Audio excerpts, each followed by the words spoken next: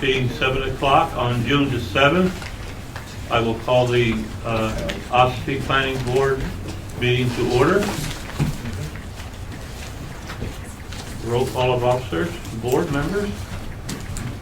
Connie? Bruce Parsons? Here. Dennis?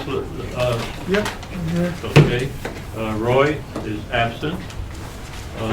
Frank Riley? Here. Bob Gillette? Yep.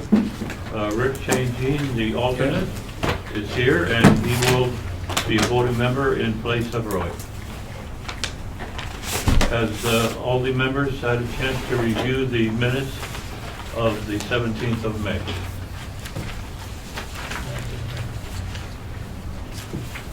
If you have, I'll entertain a motion.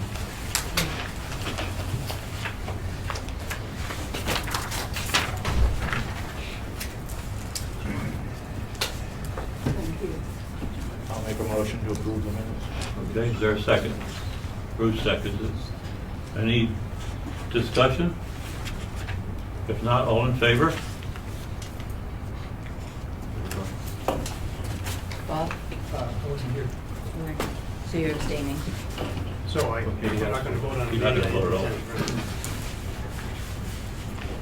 All right, under new business, case number 16-3, subdivision, Mark E. and Jane M. Wright, tax map 104, lot 14, Bench Road. Request for subdivision of 3.58 acre lot, lot 1, from a 128 acre lot. Also seeking a waiver for subdivision regulation 8.01.n for topography to be shown 200 feet beyond the boundary and on the remaining 124.4 acres of lot 2. Do we have someone to represent case? Mr. Chairman, Jim Rhines from White Mountain Survey and Engineering. And I'm here representing Jane and Mark Wright in their desire to subdivide a lot for estate planning purposes. The lot in question that's involved in this is depicted on tax map 104 as lot 14. And that is outlined here in this small scale key map right here, where this is Big Dan Hole Pond and Little Dan Hole Pond and Bent's Road over in here.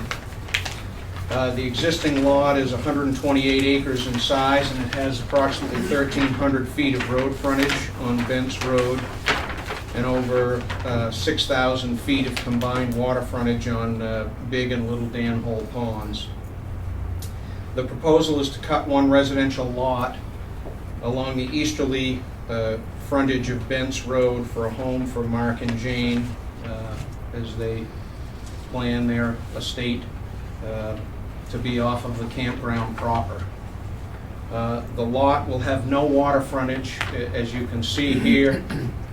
This is Little Dan Hole Pond, and the proposed boundary line comes down to here and stops short of the water frontage. This water frontage will remain with the existing campground. The lot is 3.58 acres in size, and we have had the wetlands delineated on here, which you can see in the green. And if you'll give me a moment, I'll flip this plan over.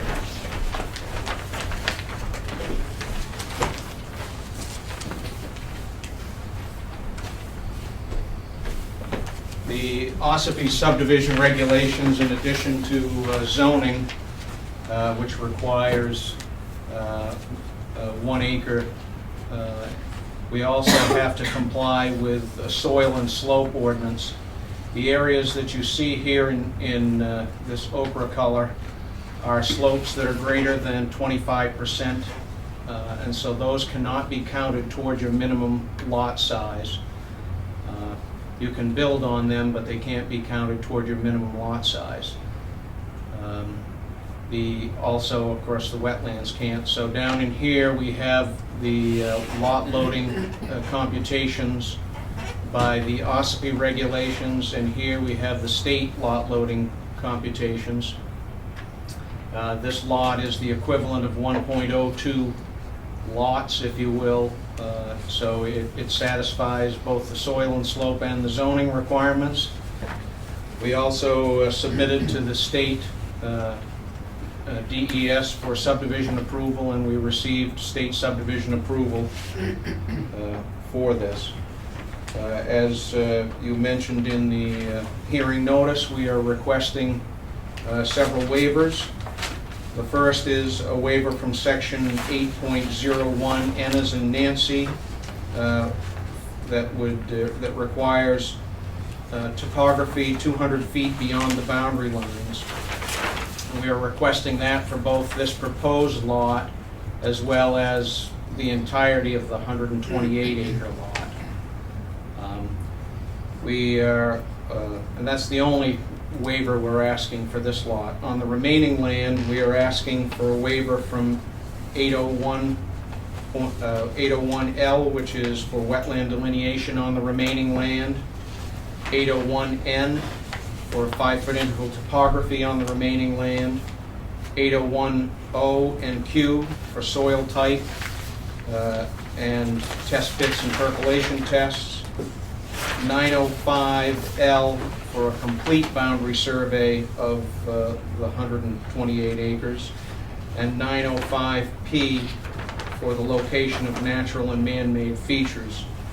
The justification for this request is that the cost of performing the work and obtaining this information vastly outweighs the benefit gained, and we believe that we've provided a sufficient amount of information to demonstrate compliance with the zoning ordinance for the small lot, and the remaining land is the campground that is fully developed. There's no proposed physical changes to be made, with the exception of the removal of this 3.58 acres. If there were any proposed future changes to the campground, they would have to come in for site plan review, and that sort of information would be available at that time. We also requested in our letter a waiver from sending this plan to the electric company and the public works for a driveway, since both of these entities will need to be contacted when this lot is developed, and to do so now would sort of be premature because you don't know where the home is going to be, where the driveway is going to be, those kind of things. We did submit to the fire department, and we received a letter of approval from the fire department.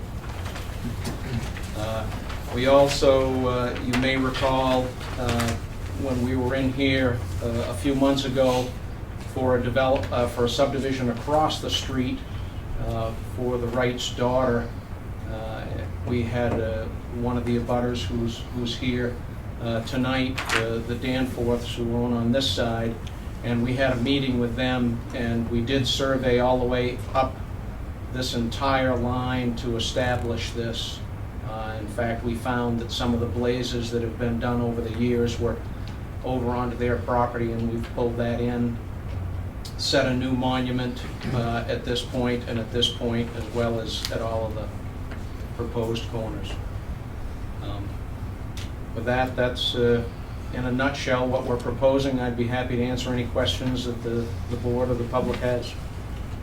You surveyed the entire boundary of that lot, or just The entire, this line here, Bob, this line is about 3,000 feet long. Oh, yeah, I see. So that we could so that we your made baseline. sure we knew where that line was, because that was the line that was being questioned at the last hearing. Any more questions from the board?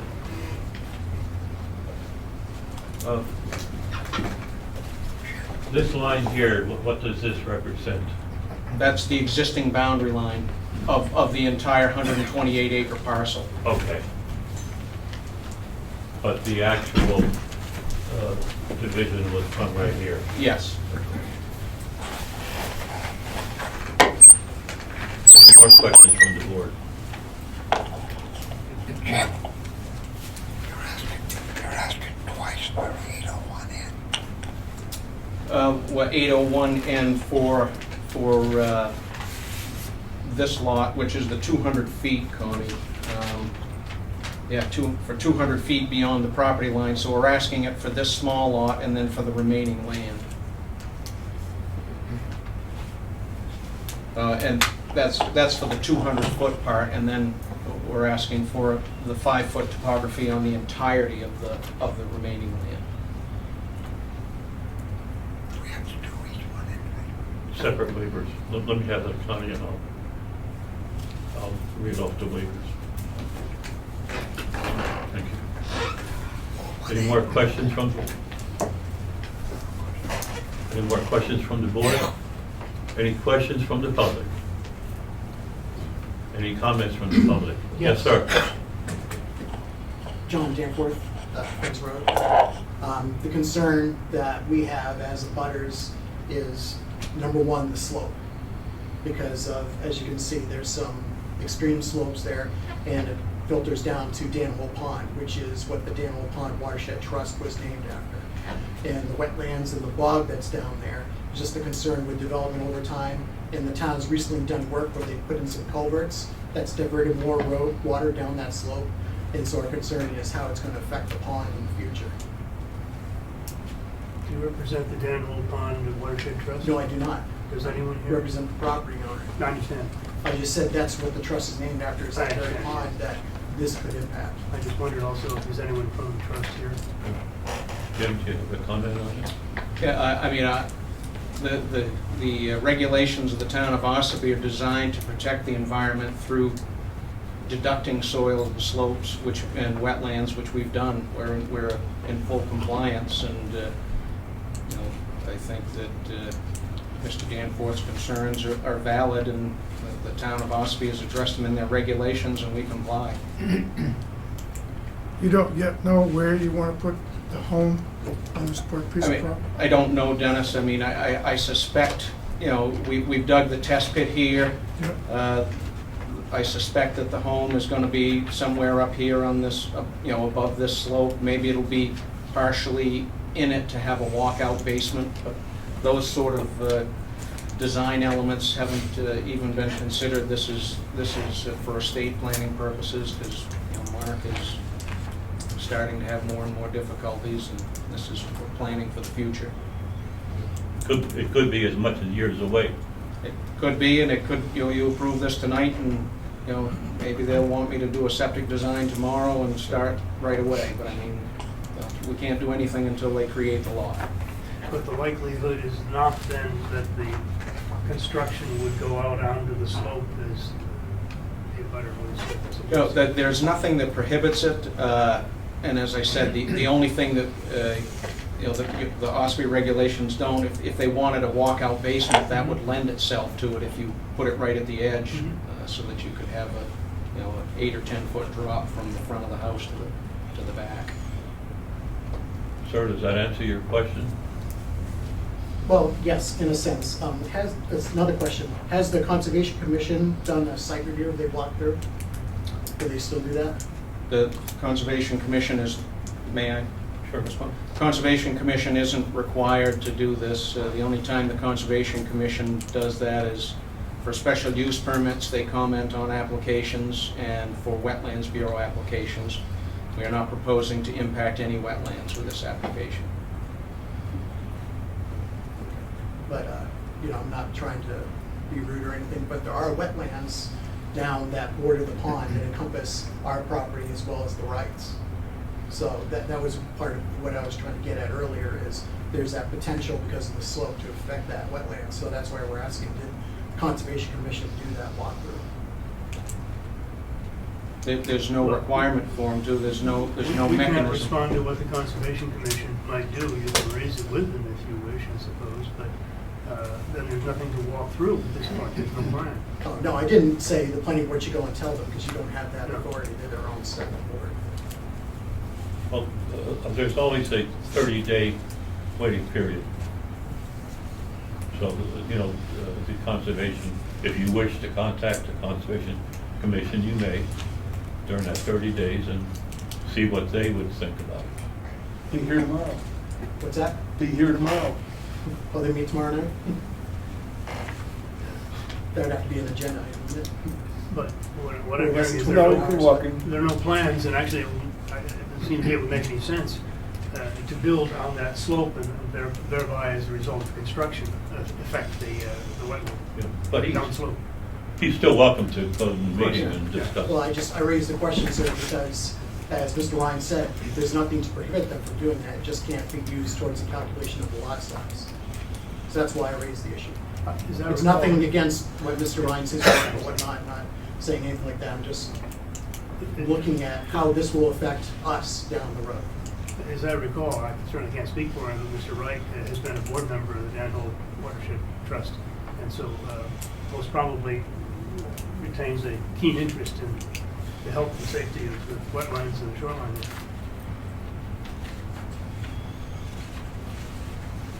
Anything else, sir? Well, I guess I'd said my piece on it. Just, please keep that in mind. Good. Thank you. Anything else from the public? Any comments? If not, I'll close it to the public. Any other comments from the board? Okay, we have actually two waivers to vote on first.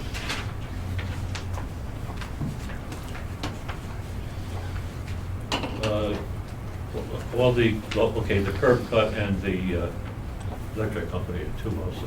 Do you have All right, to there'll be a accept the total of- application first?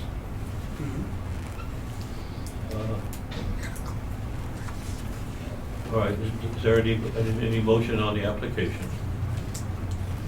I'll make a Make a motion, motion we to accept accept it. the application as complete. Okay, second? There's that word again. I'll second it for purposes of review, yes. Okay, any comments? Any discussion? All in favor? Okay.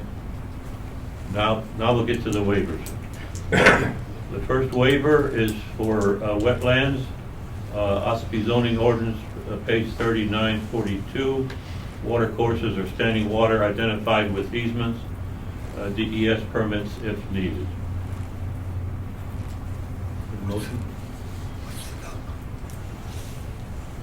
Done? What's the number? Oh, there's no number on there, but I shall give it to you in a second. 3942.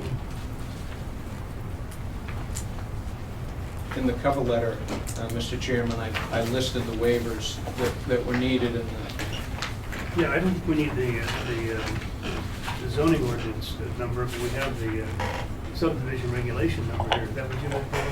Yeah. yeah. What is He it? just wants to say, well, we have them all listed here. We have 801N, 801L, 801N is for the topography, topography, 200 feet. It's just going over the list of the water. Okay. All right, a motion for that under 201N. Connie, you make the motion? Second that. Okay, Bob seconds it. Any discussion? All in favor? The next Okay. would be waiver for 801L for wetland delineation of all remaining land. Okay. I moves, I second Okay. for the waiver. Any discussion? All in favor? Okay, next. What am I missing here? Here we are. 8010. 801N again. 801N for 5-foot contours. You're right. Thank you, Connie. 801N for 5-foot contours of topography. You made a motion, Connie? He did. And second? Someone else want a second? Bruce seconded. Discussion? All in favor? Next. 8010 and Q for soil types, test pits, and percolation tests. I'll make a motion. Made by Rick, second by Connie. Discussion? I thought didn't you just say you had an area on there where you did a perk test? Asking for the remaining land. This is for the remaining land, yeah. Okay. Any other discussion? All in favor? Okay. 905P for location of all natural and man-made features.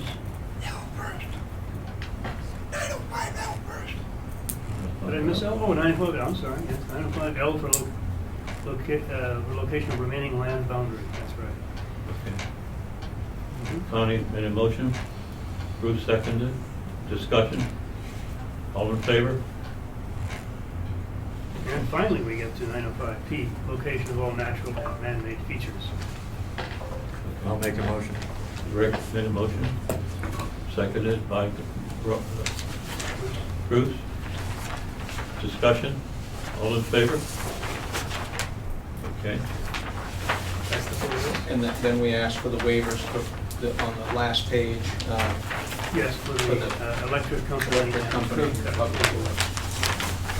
Do we need a number citation here? It's just on the checklist, it's not Yeah, it's not a requirement. I'll make a motion to waive those two requirements. Okay, on the checklist, right. Okay. Second? A second. Okay. Any discussion? All Out in of favor? curiosity, Yes. we waive them. We have no say in what happens after that.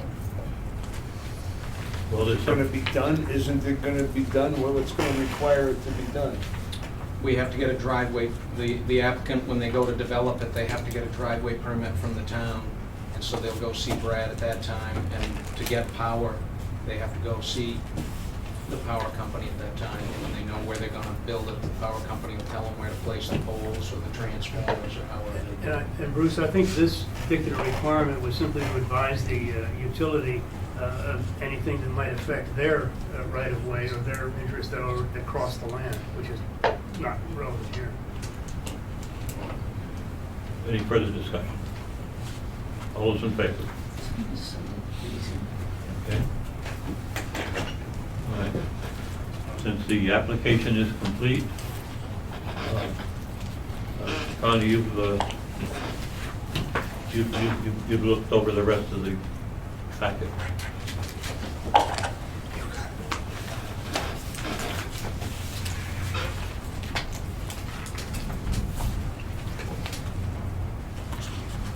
Are there any more comments from the board? No? All right. Okay. Okay, Connie made a motion to approve. I'll second. Okay. Rick has seconded. Any discussion? All those in favor? Thank you very much. Thank you. John?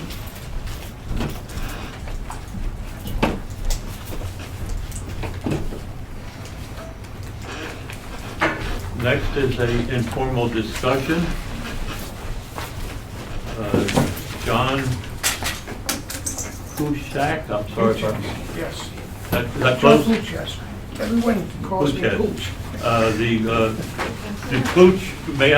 Yeah, absolutely. Cooch Family Trust, 946 Route 16, Yes. tax map 123, lot 9, wants to add 4 feet to an existing structure where a tree used to be. And you're, according to what I see here, you're looking for a special exception. Go ahead, state your case, please. I'm sorry? State your case. Yes. Well, I'd like to introduce my soon-to-be son-in-law, Daryl. The cabin that we're talking about is going to be his. 30 years ago, my wife and I fell in love with Ossipee. We camped at Total Pool with my little girls when they were growing up. They grew up, left. We never thought we would capture those memories, but now we have these 4 cabins on Duncan Lake. They all needed repair and cleaning, but the one we're talking about tonight was probably most in need.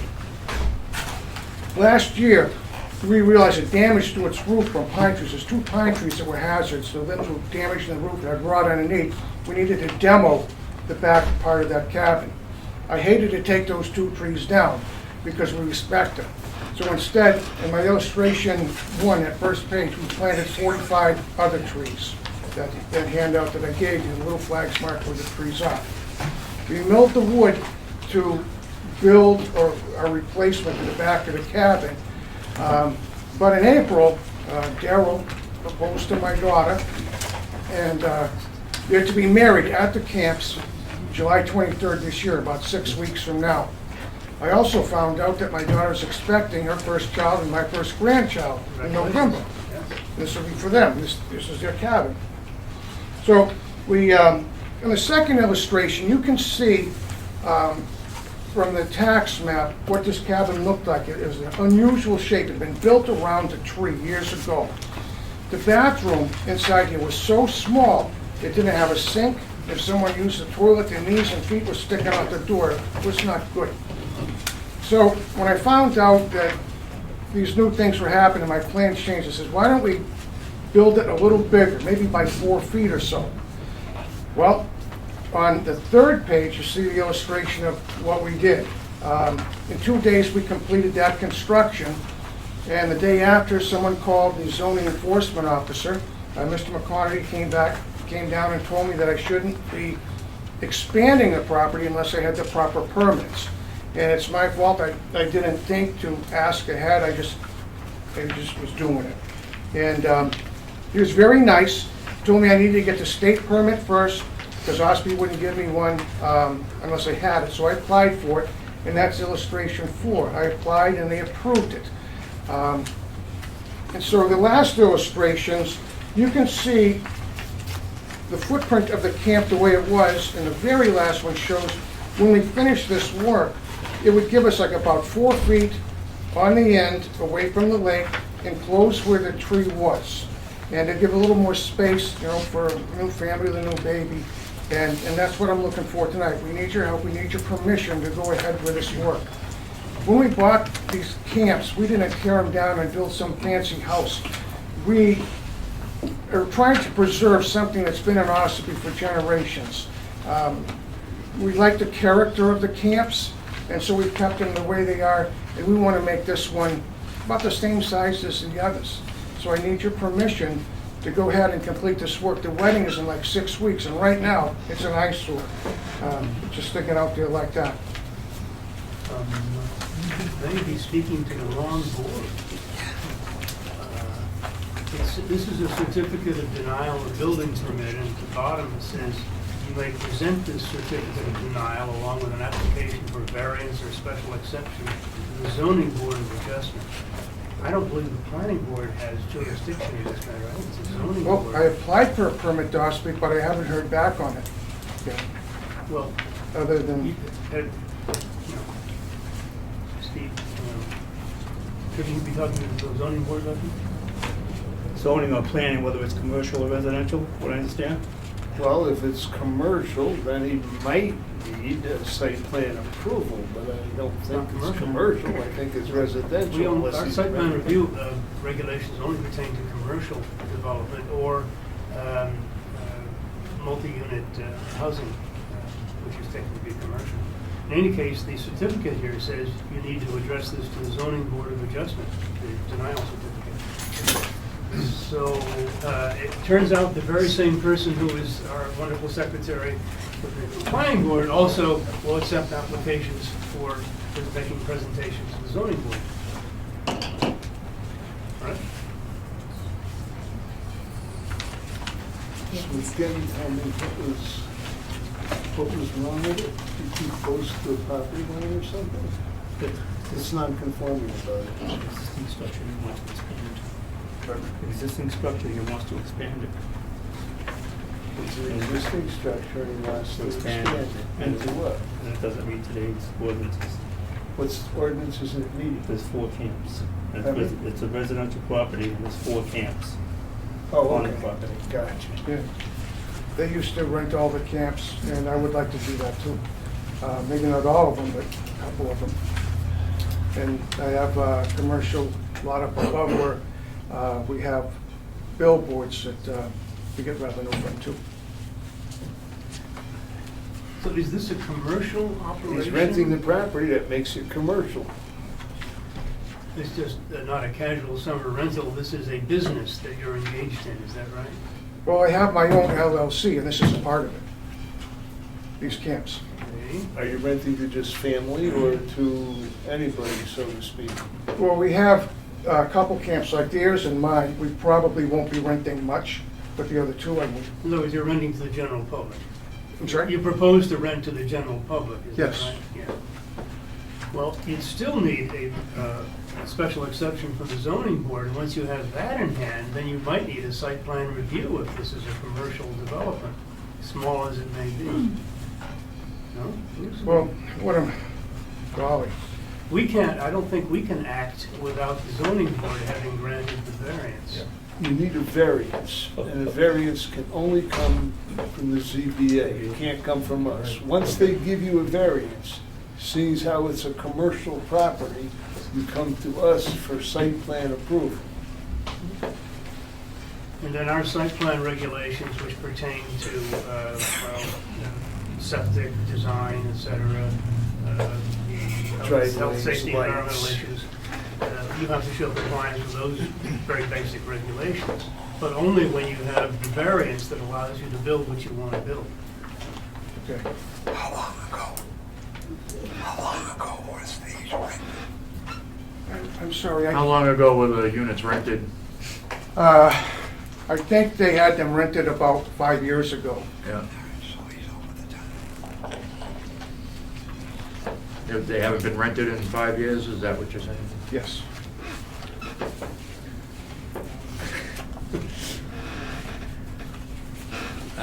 You still need a special exception because you're expanding a non-conforming use.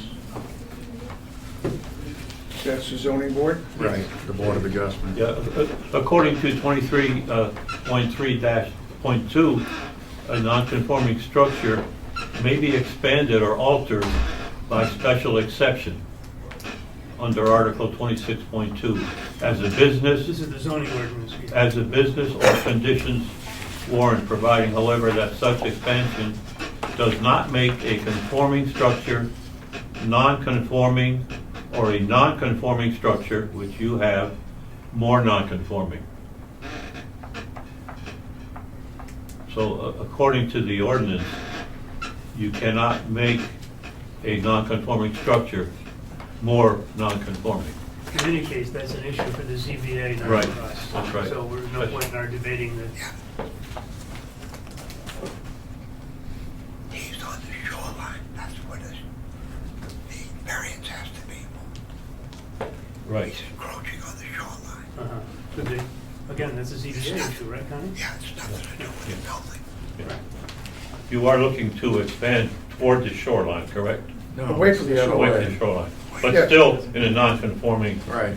It's still a non-conforming use. Right. Well, What is non-conforming? It doesn't meet match the today's zoning zoning regulations. So if you'll be making it more non-conforming because well, I don't know if you'd be making it more. again, that's not an issue for us to debate, Right. that's what the ZBA gets to Right. debate. You know. Yeah. What is non-conforming and what makes it more non-conforming and so on, Right. that's, I mean, they are what they are, you know. when that's you- their part of the Bible, you know. Right. Okay. So, So actually, next week, it could be put on the discussion. On the you don't have 14th. any formal discussion. On the 14th? On the 14th, come back here and Oh, we'll you meet with the can, sure. ZBA. Okay. Anybody. can- Same time, Yep. same day? Or one week from today? Tuesday. Yes, On Tuesday? Okay, thank you very much. thank you. Thank you. Sorry to confuse They'll tell you to everybody. come see us. Congratulations.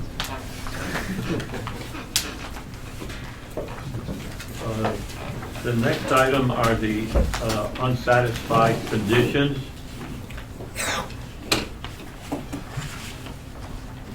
First one, Okay, it's got a new name. EFI Butech. LTR is now Okay, LBWD. LP, LB boy. okay, LBWD.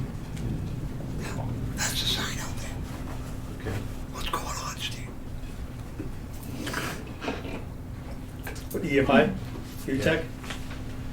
Yes. yeah. Down there. I haven't been down there yet, no. Next week, probably Tuesday or Wednesday, I'll have time to get down there. It's been busy. It's been busy, I just haven't had time to get down there yet. You want to set up an appointment? Or a letter? Basically, what you're looking for. That's all we need is a letter. Yeah. Just stating that he will limit the manufacturer to light industry only. You've been down there once, am I correct? Already, and they haven't, nothing was done.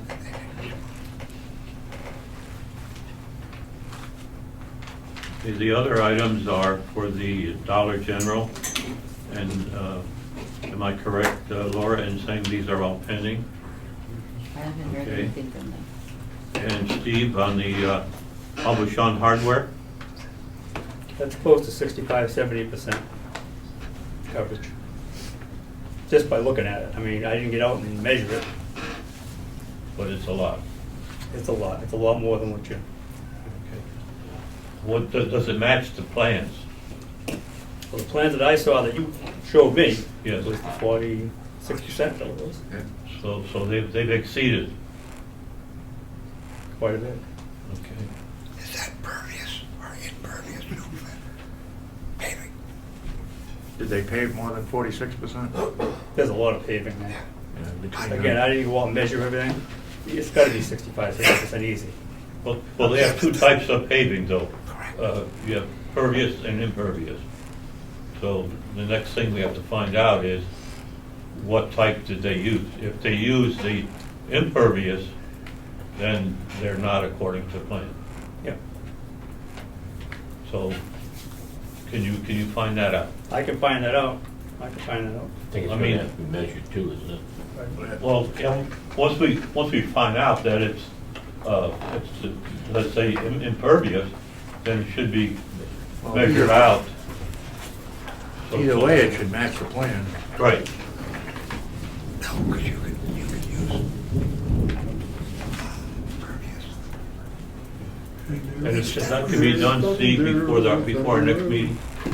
Next meeting, right? Okay. Under old business, case number 16-1, site plan review, Mountain Granary Distillery, tax map 130, lot 9, conditional site plan review granted on February 16th. Conditions have been submitted as follows, here for final approval. And they list the driveway permit from DOT was received on March the 4th. The DES septic system approval, the approval and permit was received on May the 24th. The DES alteration of terrain permit, they received this permit on March the 21st, 2016.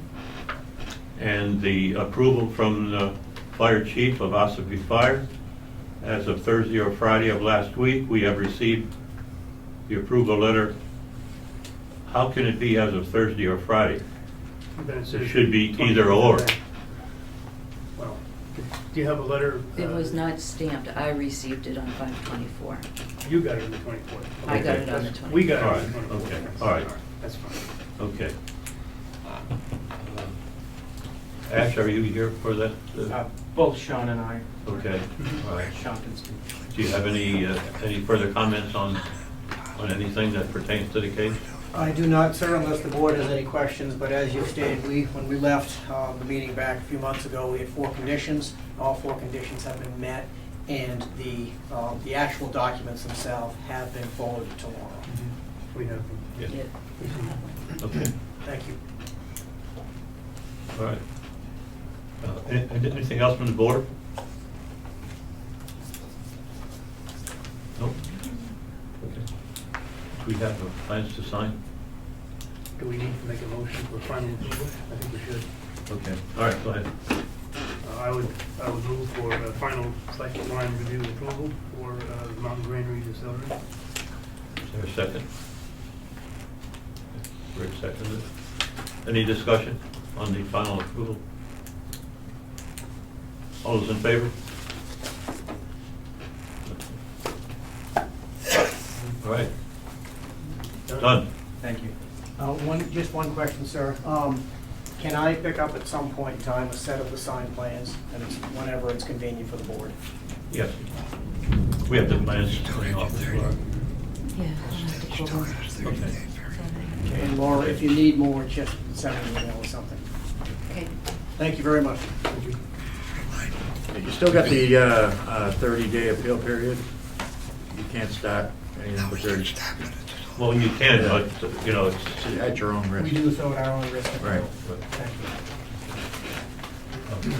if you get the plans, Connie, and I can sign it at any time.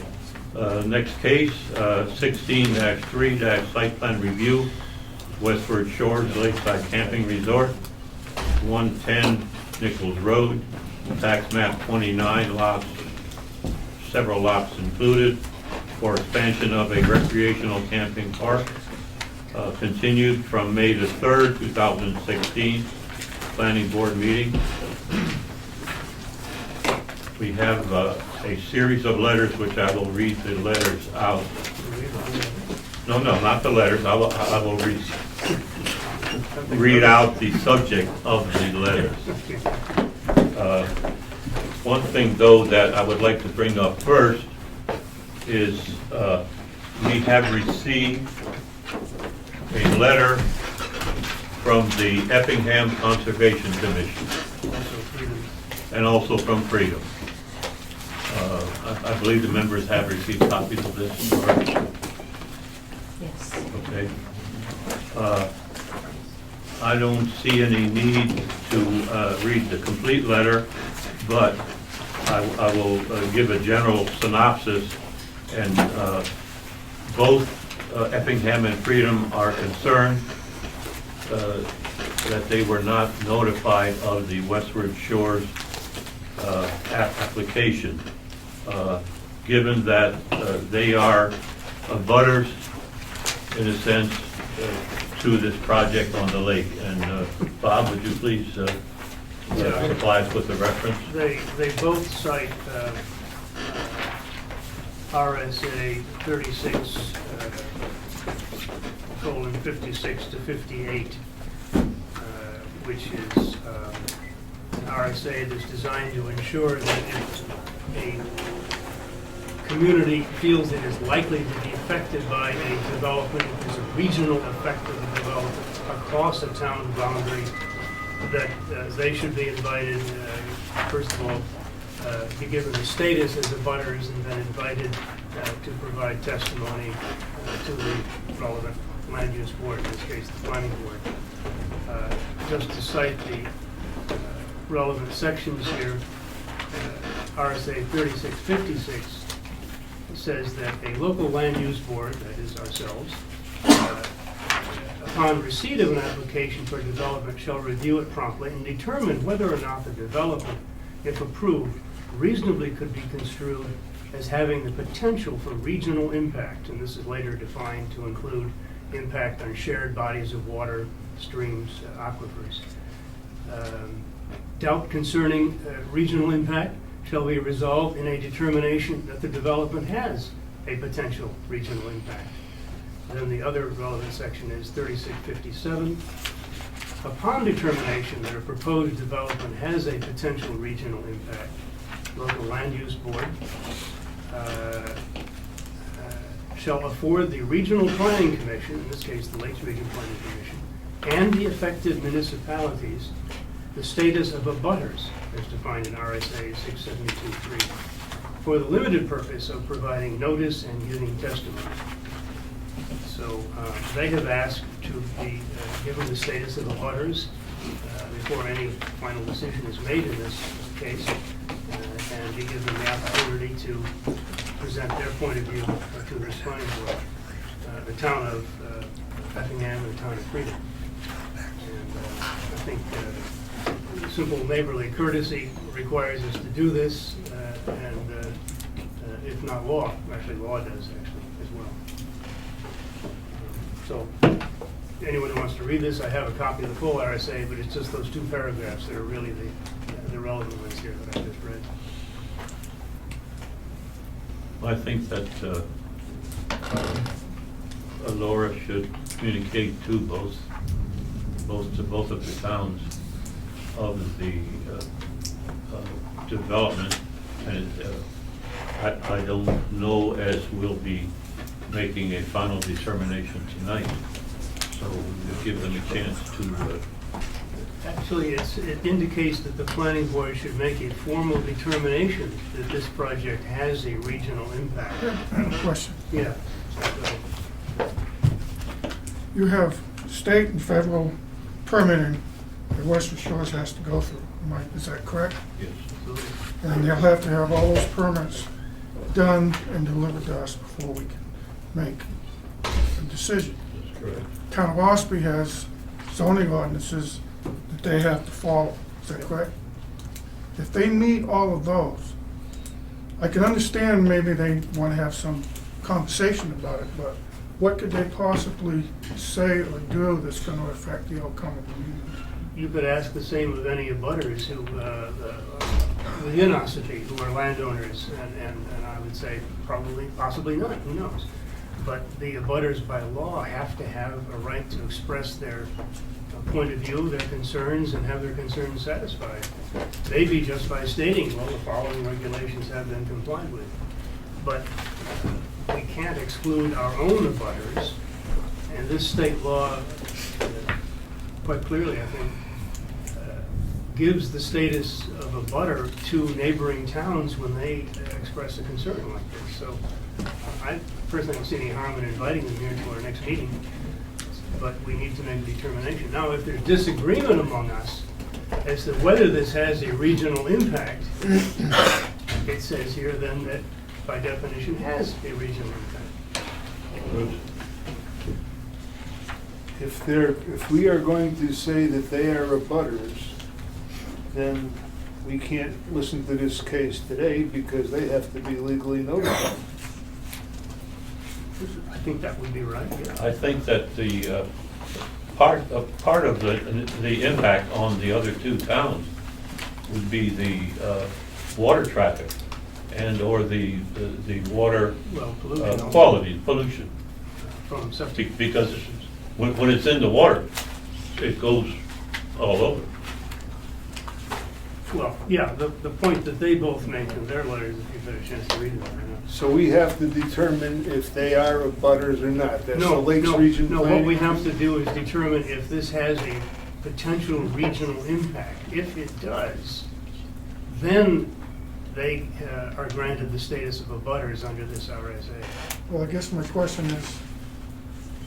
is it? Does it? I mean, I understand that it's going to be, in other words, what we're saying here, we're setting a precedent that anybody wants to build on Ossipee Lake, any size property with a septic No, I system, don't think that's every true. town should have a say in it. No, it says a potential regional impact. So somebody building a house is not going to have a regional impact. But somebody How do building you a know? project that might bring 500 extra people in using septic systems, which could potentially affect lake quality, that's their concern. That does feel like probably a regional impact, and that's the point they've made. Oh, it would have been nice if Freedom afforded us the same opportunity when they approved the big campground over there. Probably would have been nice. And did we ask them for that privilege? I Probably wasn't not. on the board at the time. No, I wasn't. I don't think they did. We did. But they are both formally by letter asking Yeah. for inclusion. As on the grounds that this is likely to have a regional impact, potential regional impact. So, Probably.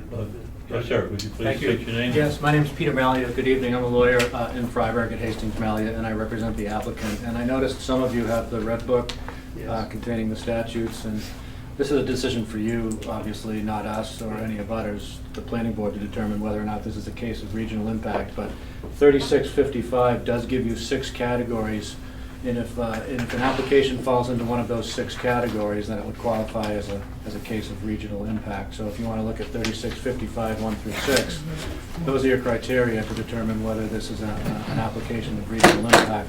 I would suggest that a town merely sending a letter and expressing an interest doesn't necessarily qualify this as a case of regional impact. It has to fit within one of these 6 categories. Have you read their letters? Have you No. reviewed- Well, their letters specifically cite that section And that it's- you mentioned. It's fine with us if you, whatever you decide is fine. If you do decide this is an application of And regional impact, we would like to. They cite item 5, V, under 3655, which is Right. proximity to aquifers or surface waters which transcend municipal Yeah, boundaries. that would certainly be the one that it might qualify for, because the other 5 don't apply at That's all. right. So if any, it would be that one. So an argument can be made that any application that affects Ossipee Lake or any lake or water body would be under that analysis a case of regional impact. That's a decision for you to make. I would ask, though, that if you do decide this is an application of regional impact, that we at least be allowed to give you an update on where things stand tonight, understanding that there won't be a final vote tonight. We are here, and a couple of my clients have come out from Michigan. And we'd like to just at least give you an update on some of the pending issues, if you do decide to allow Effingham and Freedom to come in. Let me just amplify what point Connie has made. Point number 1 under the criteria here is relative size or number of dwelling units as compared with existing stock. So you really do have to take into consideration in determining whether it's the right regional impact, the scale of this project. This is not one person building a house or one small business, but it's quite a large project. I make a motion, we consider it regional impact. I'll second that. Any discussion? All in favor? Okay. So now, as a consequence of that, Unless you abstain? we need to. Oppose or I abstain? think it's town and I think state, federal government, and our town, we set our regulations, our zoning, we need all those. I think the towns have anything to do with it. All right, I think it's a waste of time. anyone opposed? Okay. 2. You had a question, I believe, didn't you? Yeah. Due to the complexity of the plans and the infrastructure requirements, I think the board should consider having an independent review of the engineering. Could we consider that separately, Rick, from this particular Yes, question? you're right, yeah. It's a valid Okay. question, but I think. Yes, we could take that up. So we've taken a vote, and it was, 6 to the 2. outcome of the vote was 5 to 2. 5 to 2, in favor of considering this having a regional impact, and so Effingham and Freedom should be so notified, and the Lakes Region Planning Commission, which I guess acts as an arbiter in these matters. Notified as Expert a advice. butters. Notified as a butters. As a butters, correct. Yes, according to they are. Which means we have to continue this meeting, or this application now. We can Well, still hear him, you can still hear him talk, but. We can hear him talk, but there's a chance that at our next meeting, when we have the other participants, that this might have to be repeated. Okay, Is that fair enough? sure. You ready? First. You're prepared to repeat it. Okay, all right. We'll practice tonight, and we'll do it again next month. As I said, my Or name. we'll just play the recording over. Okay, show them, actually, you could show them the tape. As I said, my name's Peter Malia. I represent the applicant, Northgate Ossipee LLC. With me tonight is Dan Flores and George Fredette from SFC Engineering, Chelsea Bostonbrook and Greta Bostonbrook from Northgate Ossipee, and TJ Lawrence, who's campground manager. So thank you for having us here tonight. I would like to first begin by addressing some allegations of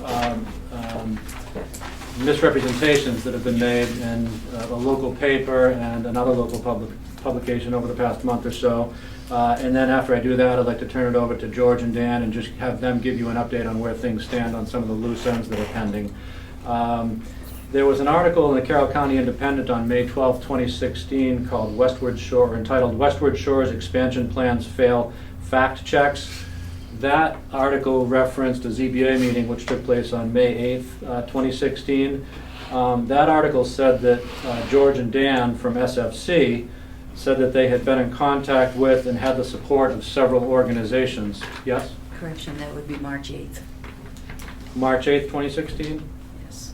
Okay, thank you. You're right. It was a March 8, 2016 ZBA meeting. Thank you. That article in the Carroll County Independent said that George and Dan from SFC had made representations to the ZBA on March 8th, that they had been in contact with and had the support of several local organizations, when in fact, according to the article, they had not. And I'd like to address each of those three allegations in turn. The first being Ossipee Lake Alliance. I did submit a letter to you dated May 31st. Mr. Chairman, did you receive my May 31st letter? And Yes. has that been copied to the other board members? Yes. Okay, thank you. So you'll see that in that letter, I started with Ossipee Lake Alliance, and my clients had in fact been in contact with Ossipee Lake Alliance prior to the March 8th meeting. Greta Bossenberg, who's here tonight, had talked with Bob Reynolds and David Smith. Greta had also had email exchanges with David Smith, and then Mr. Reynolds from the Ossipee Lake Alliance had written a letter on Ossipee Lake Alliance letterhead and sent it to the ZBA prior to the March 8th meeting. So it was perfectly reasonable for us, my clients and the engineers, to assume that a letter written on Ossipee Lake Alliance letterhead from, I believe, a board director constituted the position of that organization. So there was no misrepresentation made on March 8th to the ZBA regarding Ossipee Lake Alliance. We had in fact been in touch with folks from the Ossipee Lake Alliance. They had submitted a letter on letterhead to the ZBA. We didn't write the letter and put it on Ossipee Lake Alliance letterhead. Somebody from Ossipee Lake Alliance did. So it was reasonable for us to assume that was the position of Ossipee Lake Alliance. Turns out maybe it wasn't. Subsequently, apparently the board of directors decided that Mr. Reynolds, who wrote that letter on Ossipee Lake Alliance, wasn't speaking for the organization. To me, that's more of an internal issue for the Ossipee Lake Alliance to address. We've since, been in contact with Ossipee Lake Alliance regarding this project. But on March 8th, there was no misrepresentation made regarding OLA. Next is New Hampshire Audubon and Chris Martin. And I think it's also important to note that the minutes of these meetings are not transcripts. They're summaries of what is said. And I thought the minutes of the March 8th ZBA meeting were well done, although this particular portion of the minutes I think were inaccurate. Prior to the March 8th meeting, Dan Flores, who's sitting to my left, had been in touch with New Hampshire Fish and Game via email quite a bit. Dan had not been directly in touch with Chris Martin from New Hampshire Audubon.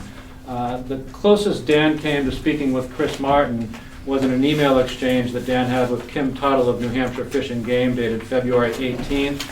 In that email, Dan said to Kim Tuttle, and Chris Martin was copied on it, Mark Garland would be available to meet Chris at the campground entrance. That's when Chris Martin from New Hampshire Audubon was making arrangements to come to the campground to do his study, look for eagle's nests, I believe. So Dan communicated with Kim Tuttle that somebody named Mark Garland would let Chris Martin into the campground on such and such a date. That was as close as the communication got between Dan Flores and Chris Martin. The minutes incorrectly imply that either Dan or George said at the meeting on March 8th that they had spoken with Chris Martin. I don't know if there's a recording of that meeting. If so, it would be helpful, but neither Dan nor George recall saying on March 8th, or think they would have said on March 8th, that they spoke with Chris Martin, because in fact, as of March 8th, they had not. They had been communicating with Kim Tuttle from New Hampshire Fish and Game. So to the extent that the meetings of March 8th indicate that either Dan or George said they talked to Chris Martin, I'd suggest that that particular portion of those minutes is inaccurate. They wouldn't have said that because they didn't talk to Chris Martin by that date. Third is Green Mountain Conservation Group. I think that the controversy involving Green Mountain Conservation Group involves an incomplete sentence from the March 8th meeting. The sentence says, quote, George states they met the Green Mountain Conservation Group, end quote. There's something missing in that sentence. We believe that the missing word was standards, because that conversation, I think, was taking place under view sheds. in any event, George and Dan had relayed to the ZBA on March 8th that they had reviewed the Green Mountain Conservation Group standards from their website, or model ordinances, and they compared those to this project. So the missing word is standards. George states they met the Green Mountain Conservation Group standards. Apparently, the author of the article in the Carroll County Independent took it upon herself to insert the word met with into that sentence. So she read it to mean George states they met with the Green Mountain Conservation Group. And that, I don't believe, is what George and or Dan conveyed to the ZBA on March 8th.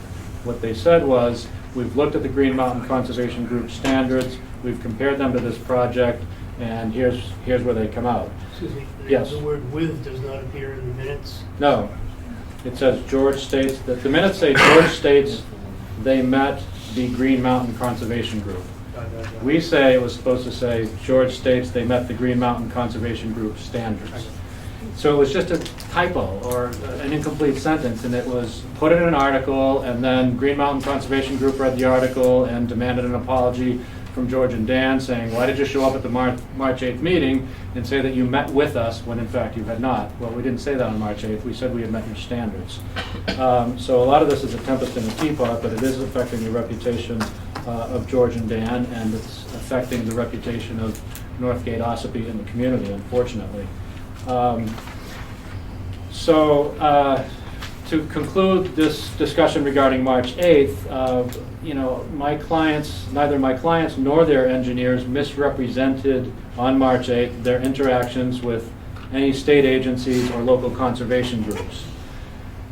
My letter to you dated May 31st does say that, when we did a thorough review of all the minutes and everything that had been written and said, we did find one sentence that Dan had written to you, the planning board, in a letter on March 14th that was poorly worded, and Dan has subsequently submitted a new letter to you correcting that sentence. But on March 14th, Dan wrote to you, and he said, we have worked with state agencies as well as two private environmental protection groups, the OLA and the Green Mountain Conservation Group. Now, as I just explained, that's true in relation to state agencies. I think it's true in relation to Ossipee Lake Alliance. It's not entirely accurate in relation to Green Mountain Conservation Group. Again, what Dan meant to say, as I explained in my May 31st letter, is that they had met the Green Mountain Conservation Group standards. So Dan has submitted a corrected letter to the planning board. That letter did contain the word with, meaning a face-to-face meeting of some kind. Can I ask if you had any face-to-face meetings with the Green Mountain Conservation Group? Or Ossipee Lake Alliance Board, other than Mr. Reynolds? Dan, you've since met with the Green Mountain Conservation Group. After this, I transpired this. I spoke to David. Can I ask who you are? I'm sorry, I'm Greta Bossenberg. And I spoke to Representing anybody or yourself? Northgate Ossipee. I work with Northgate. Thank you. And I did speak with David on the phone. I think it was back in March. David Smith from Ossipee Lake Alliance. He's Ossipee Lake Alliance. So I didn't meet with him face to face, but we talked for probably 30 minutes on the phone. And Bob was on the phone with that call at the same time. And then his call dropped off, and it was just me and David. The poorly worded March 14th statement says we've worked with state agencies as well as two private environmental protection groups, the OLA and the GMCG. So to say that Dan now realizes that to say on March 14th that he had worked with the GMCG wasn't entirely accurate. He had worked with the GMCG standards. He submitted a new letter to you correcting that. On March 8th, they're fairly certain that they would have told the ZBA we worked with the GMCG standards. We did not meet with anybody from the Green Mountain Conservation Group.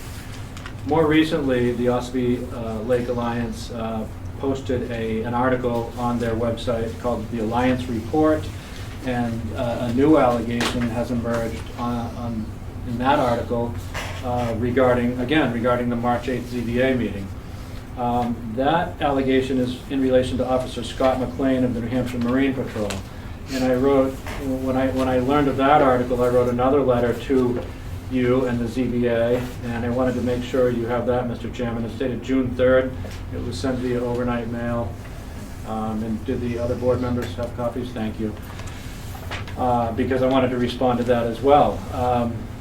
So the minutes on March 8th, the minutes of the March 8th ZBA meeting say that George spoke with Scott McLean, who has no issue with the expansion on Ossipee Lake, and he also said that the river and coves remain fairly busy on the weekends, but the larger parts of the lake remain open. Scott McLean is with whom, I'm sorry? He is with New Hampshire Marine Patrol. Thank you. And my letter to you dated June 3rd addresses this. And it says that it was actually Dan, not George, that spoke with Scott McLean. Dan spoke with Mr. McLean on March 1st. And although whoever from Ossipee Lake Alliance contacted Scott McLean, apparently he said to them that he vaguely recollects having a conversation. So although Mr. McLean only has a vague recollection of this conversation, Dan took contemporaneous notes of his conversation with Scott McLean on March 1st. I have copies of those notes. I quoted them in my letter to you dated June 3rd. His notes say Scott McLean, Marine Patrol, State Police, no rules, nothing on their end, all lakes are crowded, weekends only, rivers plus bays, all traffic, large areas empty, not overcrowded now, quote unquote, no issue. Dan says that he wouldn't have put no issue in quotes unless it was said to him. Seems to me we have quite a tangle of hearsay here that you're representing or trying to represent, maybe making your best and most honest effort to represent what other people you've spoken to have said. And it seems to me that it would be useful if the other people would submit their own view directly to the planning board or any other board that's interested in this and tell us what they think about this project, good, bad, or indifferent. Yeah. There's a history of this type of stuff with Ossipee Lake Alliance, especially Yeah, so David Smith. If they have a view or an agreed view among themselves, I for one would like to hear what it is. The same with Green Mountain Conservation Group and Yeah. Marine Patrol. But I don't think it should be incumbent on you in the first place to tell us what other people think about this project. Mm-hmm. Well, Thank you. Thank you, yeah, we will do that. I mean, certainly by notifying all interested or affected parties, we're giving them an opportunity, we're notifying them of what we're doing, and we're giving them an opportunity to weigh in if they deem That's what we necessary do and here, appropriate. Yeah. actually, too. But the allegations of misrepresentation printed in the local newspapers have been disturbing, and I think they've negatively impacted our collective reputations, so we felt the need to address those allegations. It's just too bad that the people that were supposedly involved or are involved are not here. Yeah, Maybe they they're are. welcome to Who come. knows? Maybe they are, yeah, they're welcome to come. I would just conclude this little my opening remarks, and then I'll turn it over to George and Dan to update you on their various efforts to obtain all the necessary approvals by saying that, you know, I appear before a lot of local boards, and so do these guys, and our reputations are very important. We would never intentionally lie about a meeting that didn't happen or a conversation that didn't take place in an effort to gain approval. That would just be stupid.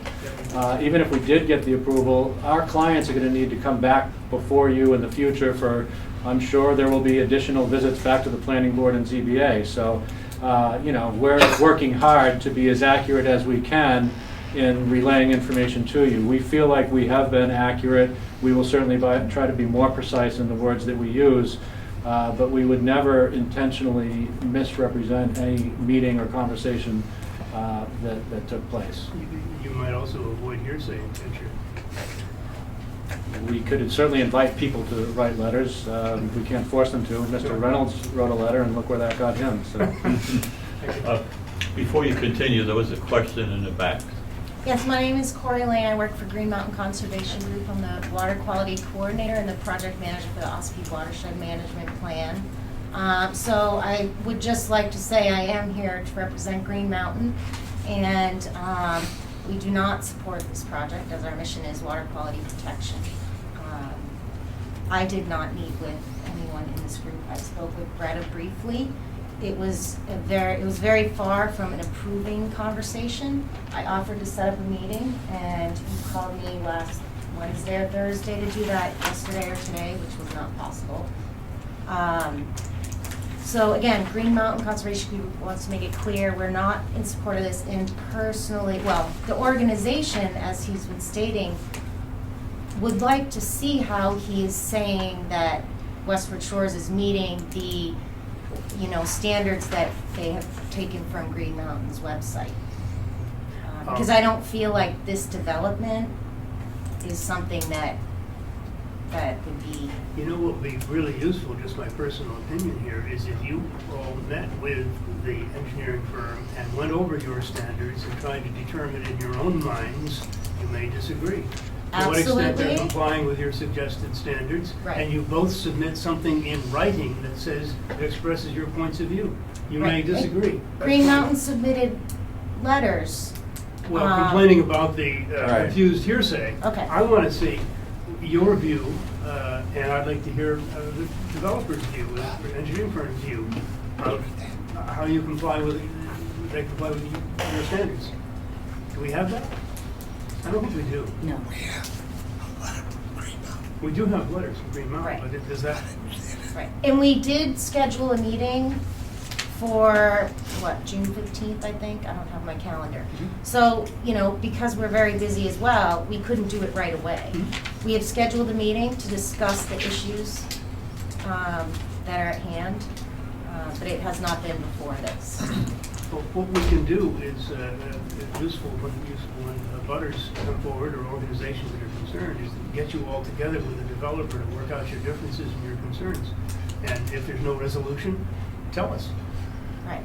And we did meet with Dan as well, and according to Dan, and I don't have my notes from that day, there's really not much room for negotiation according, to summarize what I took away from the conversation, the peninsula is very important to develop. I didn't feel like there was much to discuss at that meeting, which is likely why we set up another meeting. If somebody has a view as to how this project could be made better from an environmental or other point of view, I guess we welcome that and we discuss it with the organization. I agree. I mean, I'd like for us to be able to start focusing on the merits of the application as opposed to pointing fingers about who said what on March 8th. Right. Yes, I think so. That was a long time And ago. so if I could turn it over to George and Dan to update you on where things stand, is this the appropriate time for that? Yes. Was there another question in the back? Another hand raised? I had mine raised earlier, but I just wanted to point out, I had emailed Corey on March 15th. We tried to set up meetings. Things were hectic at that time for them, and she asked me to let me know the next time I was in town, which I did last week, and again, she said they were busy, so we tried. Do your best to get together. Yeah, Right. yeah, this has been going on since, February, I believe? Right. Or at least March. And, there's been times where things could have been discussed and people got together. And, Right. now all of a sudden, the way I catch it, there was a call last week to get a meeting together. No, March 15th was my original email. Okay. Right, but I did not hear back, and then it was. Anyway, Okay. we gotta try to work together. Here you are tonight, you're this far apart, work out a meeting and do it. Why not? Go ahead. Corey, let's meet on June 15th. 10 o'clock. Okay, go ahead, please. My name is George Fredette. I'm an engineer with SFC Engineering Partnership, and the reason I'm standing up is because I'm focal to all of this conversation. I was a primary presenter Camera at... gets to look at your back. Say what? Bring your back to the Oh my. Come on over here. Whatever. This is reality TV of a kind. I'll speak. Thank you. I was a primary presenter at the March 8th meeting, and it was a response to the ZBA having tabled previously looking for more information. We came back and we delivered lots of information. In fact, there was a handout of everything. All my speaking notes were handed to all of the members.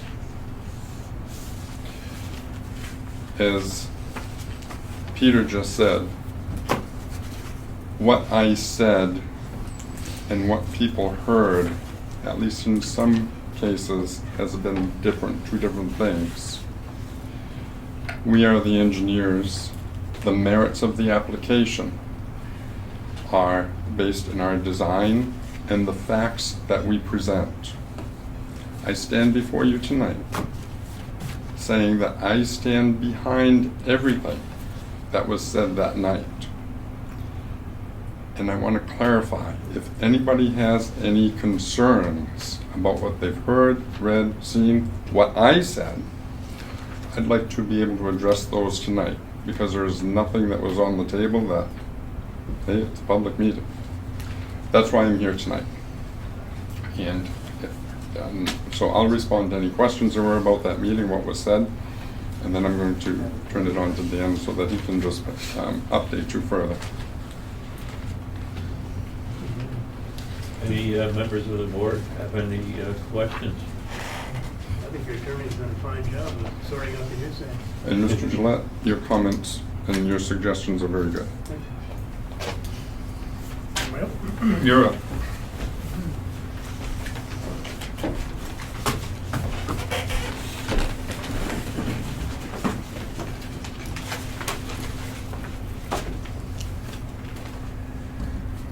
Good evening, everyone. As stated tonight, I'd like to go over the plan set. We submitted the entire plan set tonight, all 31 sheets. Essentially, what has changed since the previous planning board meeting, the septic items were missing. That's all been included. So as of right now, the plan set is complete, and you all have a copy of it. And last you and I spoke at the site walk. You suggested I come in and just point out what had changed, and that's what I'll do tonight. To start with, on the title sheet, we have added the DES permits that we have received. Since the last meeting, we have now received alteration of terrain permit for the campground. We have also received the shoreland permit, and we have received well location approvals for the 3 wells. 2 wells here and a well here.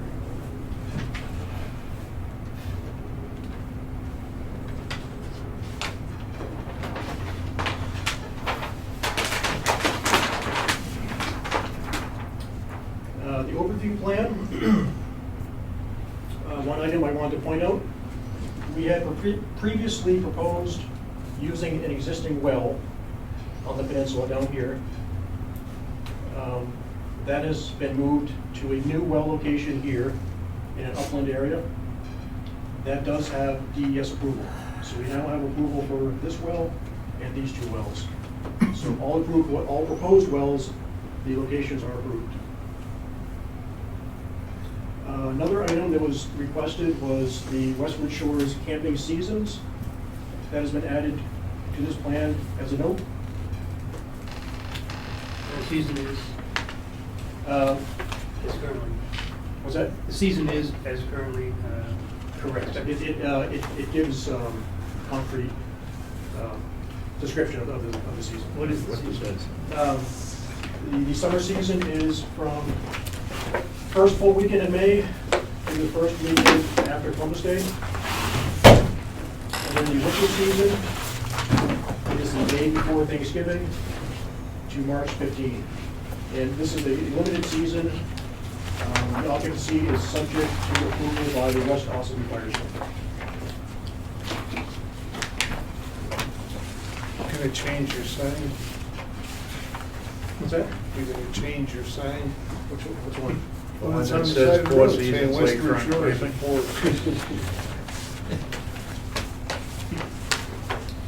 Good answer.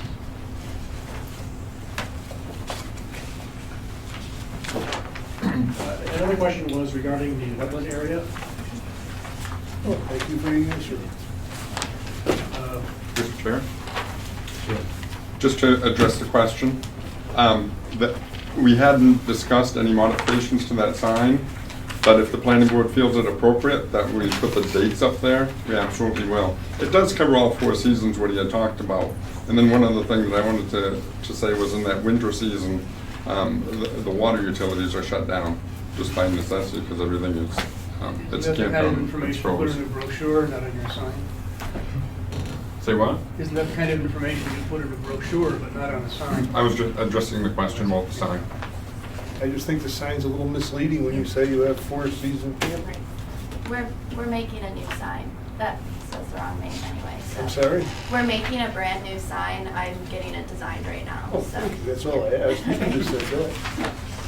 He didn't know. Okay.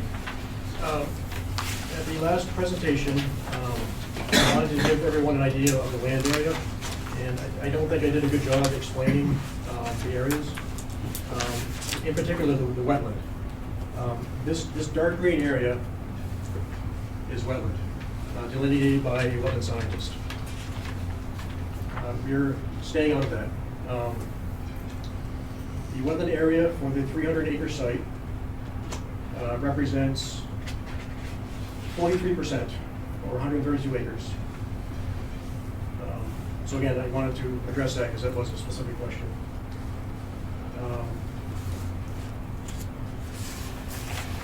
Another item is the peninsula itself. As previously stated, since the last meeting, we do have shoreline protection permit. There were comments previously that these sites were too close to the unnamed tributary. They have been moved. All sites are now no closer than 20 feet.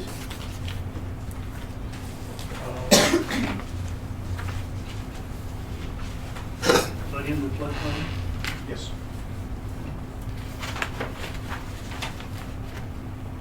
And again, the state has issued that approval.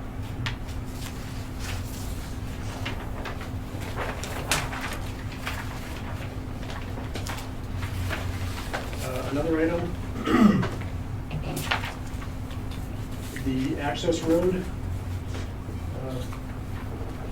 coming into the peninsula. Here's the existing campground, here's the peninsula. We went before the ZBA last month and received a variance to have a 16-foot wide road where a 20-foot wide road is required. And something that's been added since we met last is 4-foot wide shoulders have been placed on this road in the upland areas only, in order to create the 20-foot for passing areas. Another item was boat storage. There is space on the on-road sites for storage. However, we've also shown a future storage area. This is the beach field area number 2. We'll go back.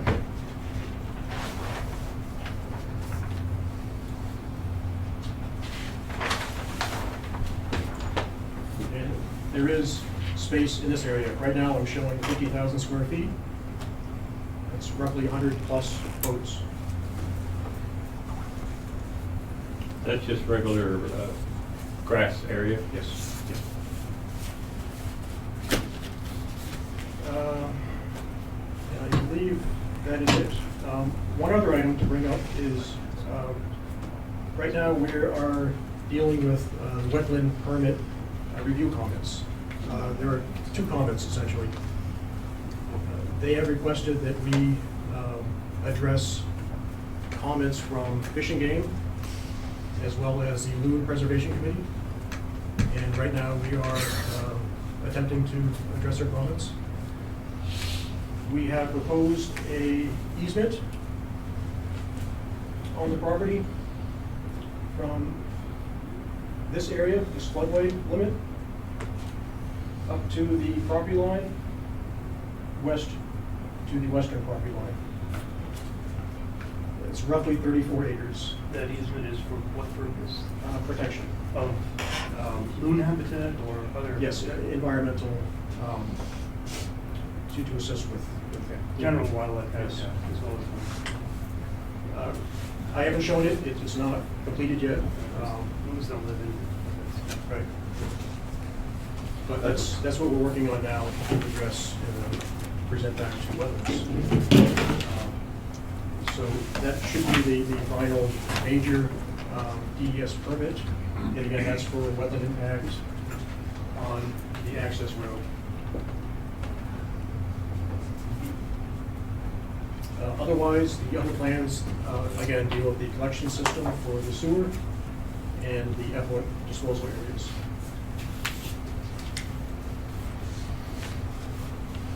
And that's it. Can I ask one question? I try to discuss, ask people their impression of what's going on, people in town. I did talk to people at Westwood Shores. A lot of the people are there now. And I asked them if they had any concerns about the project. And most of them were happy with the way things are there, but they had one concern that if they were asked, they would say they were concerned about the beach areas. Are you expanding the beach at all? Because they feel it's kind of small as it is. That was the only concern I got from them. Yeah.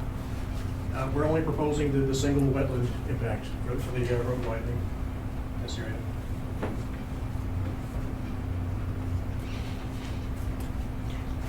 Any other questions from the board?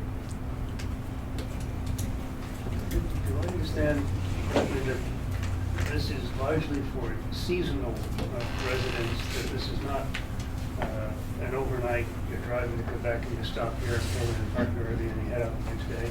This is mostly for, or entirely for, long-term RV? Yeah, there hasn't been a final decision on that. They don't have a preference, is my understanding, seasonal versus transient. Essentially, the market will decide. Yeah, that's a business decision, but it would impact the amount of traffic of sometimes large RV vehicles going in and out. Yeah, and I do have something on that as well, which, thank you. I did send a letter to the board. At the previous meeting, the Conservation Commission had some items they had questions on. And I hope that I answered those. And I'll just go through it real quick. Their first comment was they asked for a wildlife corridor study on the areas of Pond Road 1, 2, and 3 sites. So this is Pond Road Area 1, Pond Road Area 2, and Pond Road Area 3. A wildlife corridor study was conducted by Gov Environmental Services, and the report was dated April 16, 2016.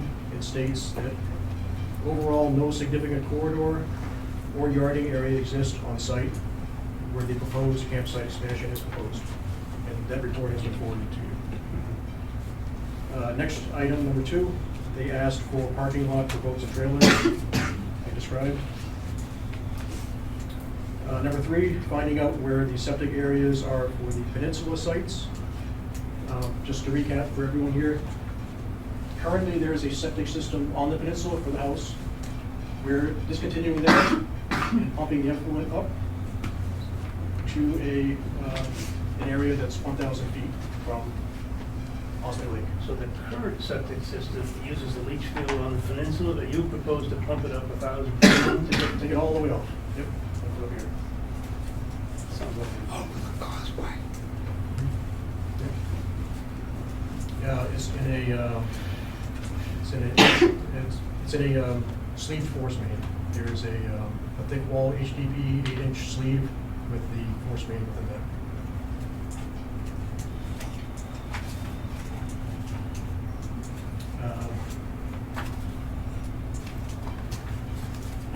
And the details are in the plan set for that. Comment number 4, asking for more setback for the peninsula site located along the unnamed tributary. As stated, they've been moved to a minimum of 20 feet. Item number 5, asking for a DOT traffic study on the corner of Nichols Road and Route 16. We have since had a traffic study conducted over the Memorial Day weekend by MDM Transportation Consultants. I have a preliminary, just email at the moment. I'll be giving you the full report once it's ready, but it states there is ample capacity at the intersection to accommodate the projected traffic increases due to the expansion. And again, that looked at the intersection of Nichols Road and Route 16. You're talking about capacity, but you're not talking about entering or exiting traffic onto Route 16. Yeah, Route 16 has capacity, but does it, Yes. will it have flow? Yes. That is my understanding. There is some attachments that depict the flow through the intersection. Ski, I'll add to that. I sat and talked with the chief of police here in town referencing the intersection of Nichols and 16, asking the questions of how much problems has he had in the past. Keep in mind, half of these campsites are existing, and he's had 0 problems with that intersection. So I don't, and then when you look at the intersection is on the right side of the curve to give you visibility both directions. Correct. And he brought that up. And I did talk with about 4 officers as well as he's been here 20-odd years, so I do respect his opinion. He did not feel that intersection was a problem. Is there a street light at that intersection? There's not. Yes. There is? You mean traffic light? No, street light. Oh, Illuminating I'm it at sorry. night. The answer is no. Yes. Oh, I'm sorry, I don't know. Somebody's nodding yes. Okay. I'll take your word for it. Hello? What? Oh, I did Mark Garland. I said that there's a street light that we just had to replace due to the bulb in it. The PSNH is taking care of that. So it's sitting on the post there. And the final comment from the Conservation Commission, number 6, was asking that the 2 corners be widened on Nichols Road as Brad has asked for. And the note has been added, was on the plan previously, that the shoulder on this inside corner and the shoulder on this inside corner would be paved per Mr. Harriman's recommendation. Are you gonna have lighting on the roads, On the campground roads? on your roads? No. No lighting in the camp at all? Great. Other than bathhouse and such. That's the way campgrounds are these days. Nighttime experience, see the sky. Correct. Want to see the moon and the stars? Yeah, pretty much. No, it's the kids on bicycles you worry about.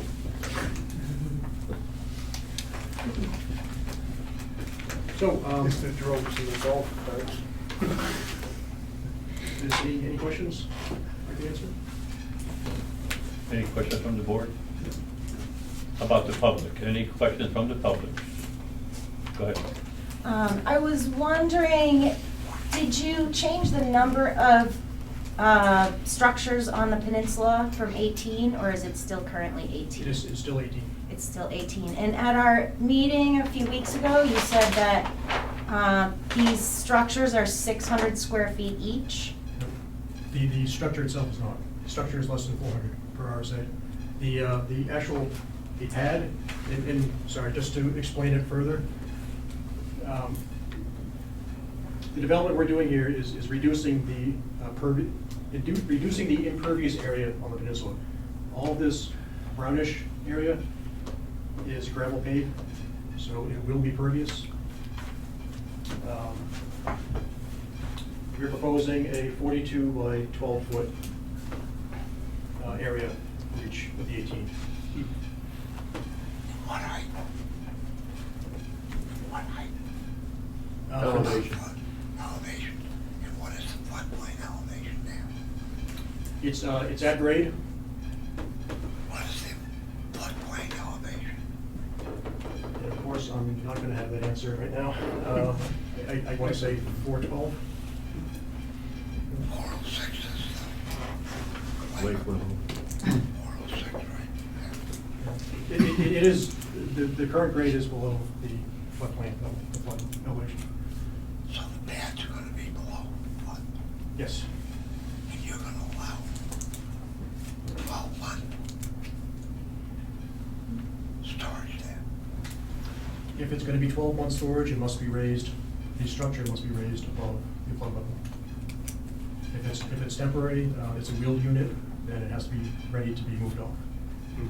Which flood level? 5-year, 10-year, 50-year? The FEMA. Base flood map level. Oh, I see. These structures that are going to be on the pads, are they going to be company-owned structures to be rented out? Yes, sir. All of the structures? All 18, yes. So they're going to be permanent structures, in a sense? Correct. Movable, but Will they have wheels on them, or will they be placed on concrete? they will wheels. And genuine trailer park.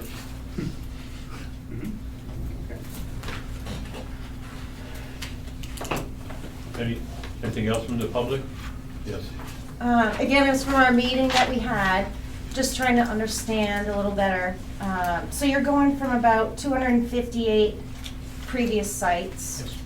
to 522. Yes. And at our meeting, you said 90% of these, and I believe your ordinance calls them manufactured homes when they're in the floodplain.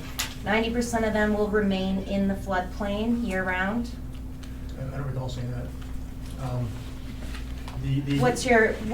What would you think now? How many would, because I think at our meeting in my notes, I have 90%. So if that's true, that would be 469 out of 522. As an estimate, is there a flooding, a flood emergency plan to remove all these units? Because I believe it was said that the person who owns it is responsible for removing it if there's a flood. Any unit left year-round is raised above the flood level. Units that aren't year-round have to be on wheels and able to move off. But who, in case of an emergency flooding situation, if they're on wheels, of course they can be moved, but if the owner is not nearby, how would these things be moved? I wasn't here in '98, but from my understanding, I just heard someone the other day say campers were going over the dam when there was a flood back then. It's just what I heard, but water quality is a concern, and to have all these structures in an emergency. The campground manager will be best to answer that. Right behind you. Hi. We have a plan in place where we're able to hook on these units, same as you would any trailer with a hitch, hook on it with 3-point hitch of a tractor, be able to maneuver those units up to higher ground and off-site if someone's not able to do it. So if a customer will call in, hey, I'm not here, don't have my truck with me to be able to move my unit, we have vehicles on site to where we'd be able to do that. So they'd have to contact you to ask you? Generally, but if the unit, the water's coming up, we notice there's nobody there, we make contact with them, and also do our best just to hook on the unit and pull it out of there for that customer. But if it's there more than 180 days, it will be raised up or Correct. anchored or following the ordinance? Correct. Where would you put all of these outside of the floodplain? Where's your backyard? With the roads higher up, my first reaction would be pull them up onto the higher ground, pull them up on the right and left side of the roads of the addition of the park. But isn't the entire property pretty much floodplain? It is. And what's the base elevation? It's, I believe it's 414 in this area, 412 in that area. So actually, there wouldn't be any place on the site to put these 200 and some trailers. It would be 469 as a 90% estimate. Then you've got to disconnect the electric, the plumbing and all that, then move 400 trailers before the rain hits. And the septic systems are underwater. Can I Sounds comment? feasible. Caps on.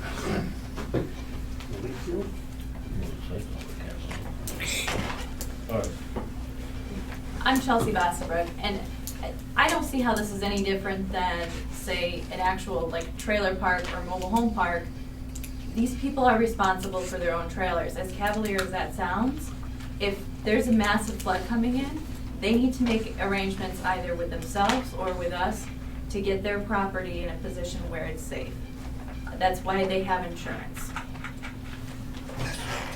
And if they don't, we're repairing the dam.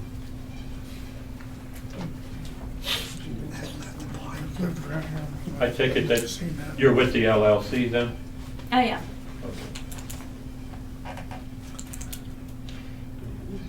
if that really came to be a real issue, it has in the past in that area. There's a lot of volunteers that go in and help them move these trailers and get them to others. The fire department did a tremendous amount of work moving these back here a few years ago when floods came in.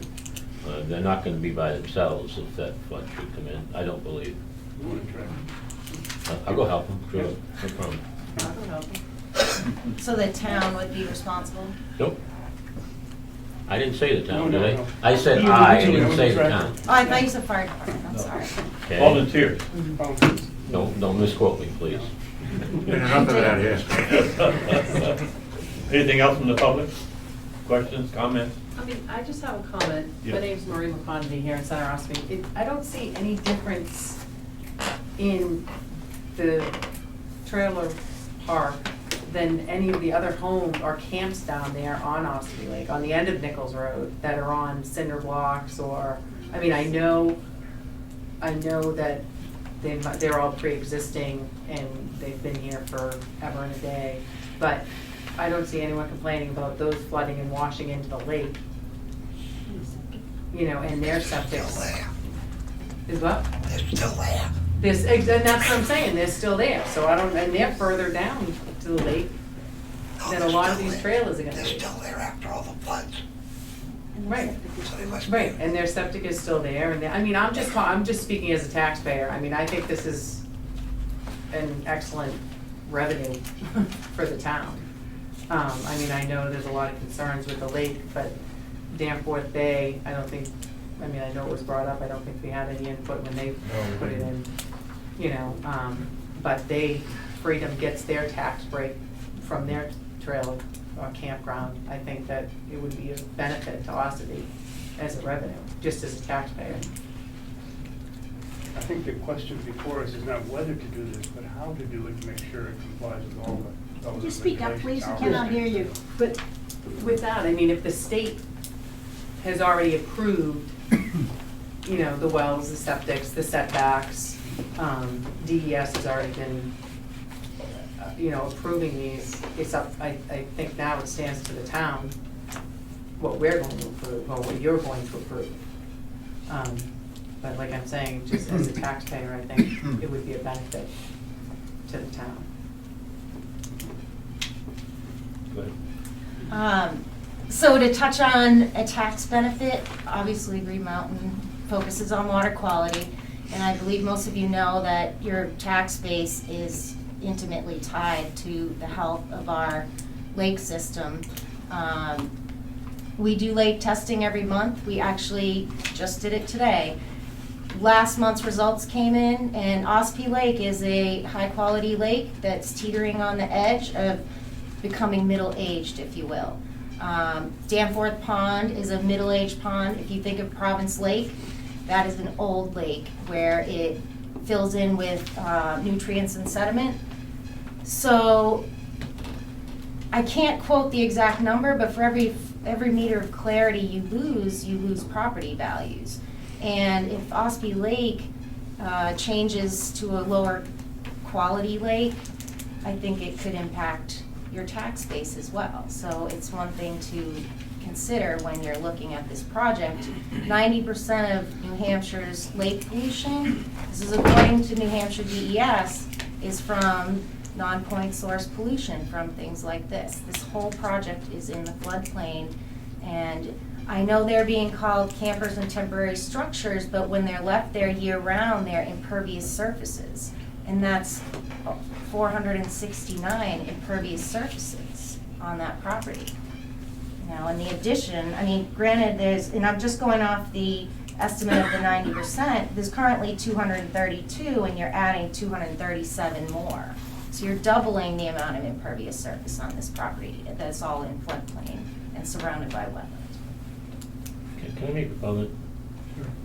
Sure. Most of our water quality problems on all of our lakes in the entire state of New Hampshire are the existing homes that have the existing sewer systems that are not up to today's standards.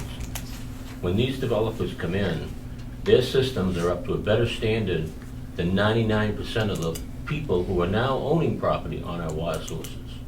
So yes, I agree with you that it could be a problem, but I think the biggest problem is already existing on our lakes. not necessarily brought to us by some development that is done correctly in accordance with federal, state, and local requirements. That's my comment.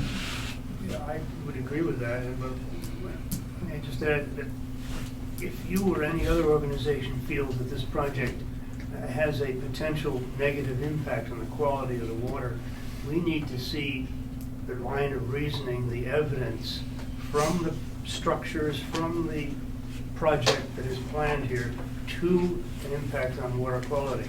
A generic concern about development equals lower water quality doesn't help.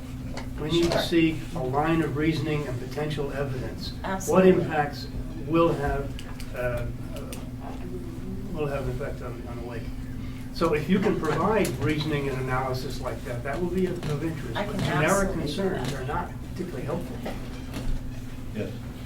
Chelsea Bassenberg again from Northgate, Ossipee. If I can just comment on that, the clarity of the water, I mean, that's what draws people to this area. We don't want people coming to the campground, looking at the water and going, are you kidding me? This is no place to vacation. We are invested in maintaining clean water. We are invested in doing this the right way. We want to do it the right way. Sam Martin, Ossipee resident. I have a question, kind of a bottom line question. If they get all of their permits from DES, and I don't know if they're dealing with the Army Corps, and everything is approved, what is there left for the town to stop them?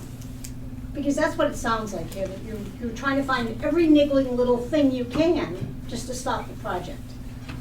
I don't I think mean, that's these correct. people know what they're doing, they're engineers, they're doing it right, they're protecting the land, they're protecting the water, and so DES has rules.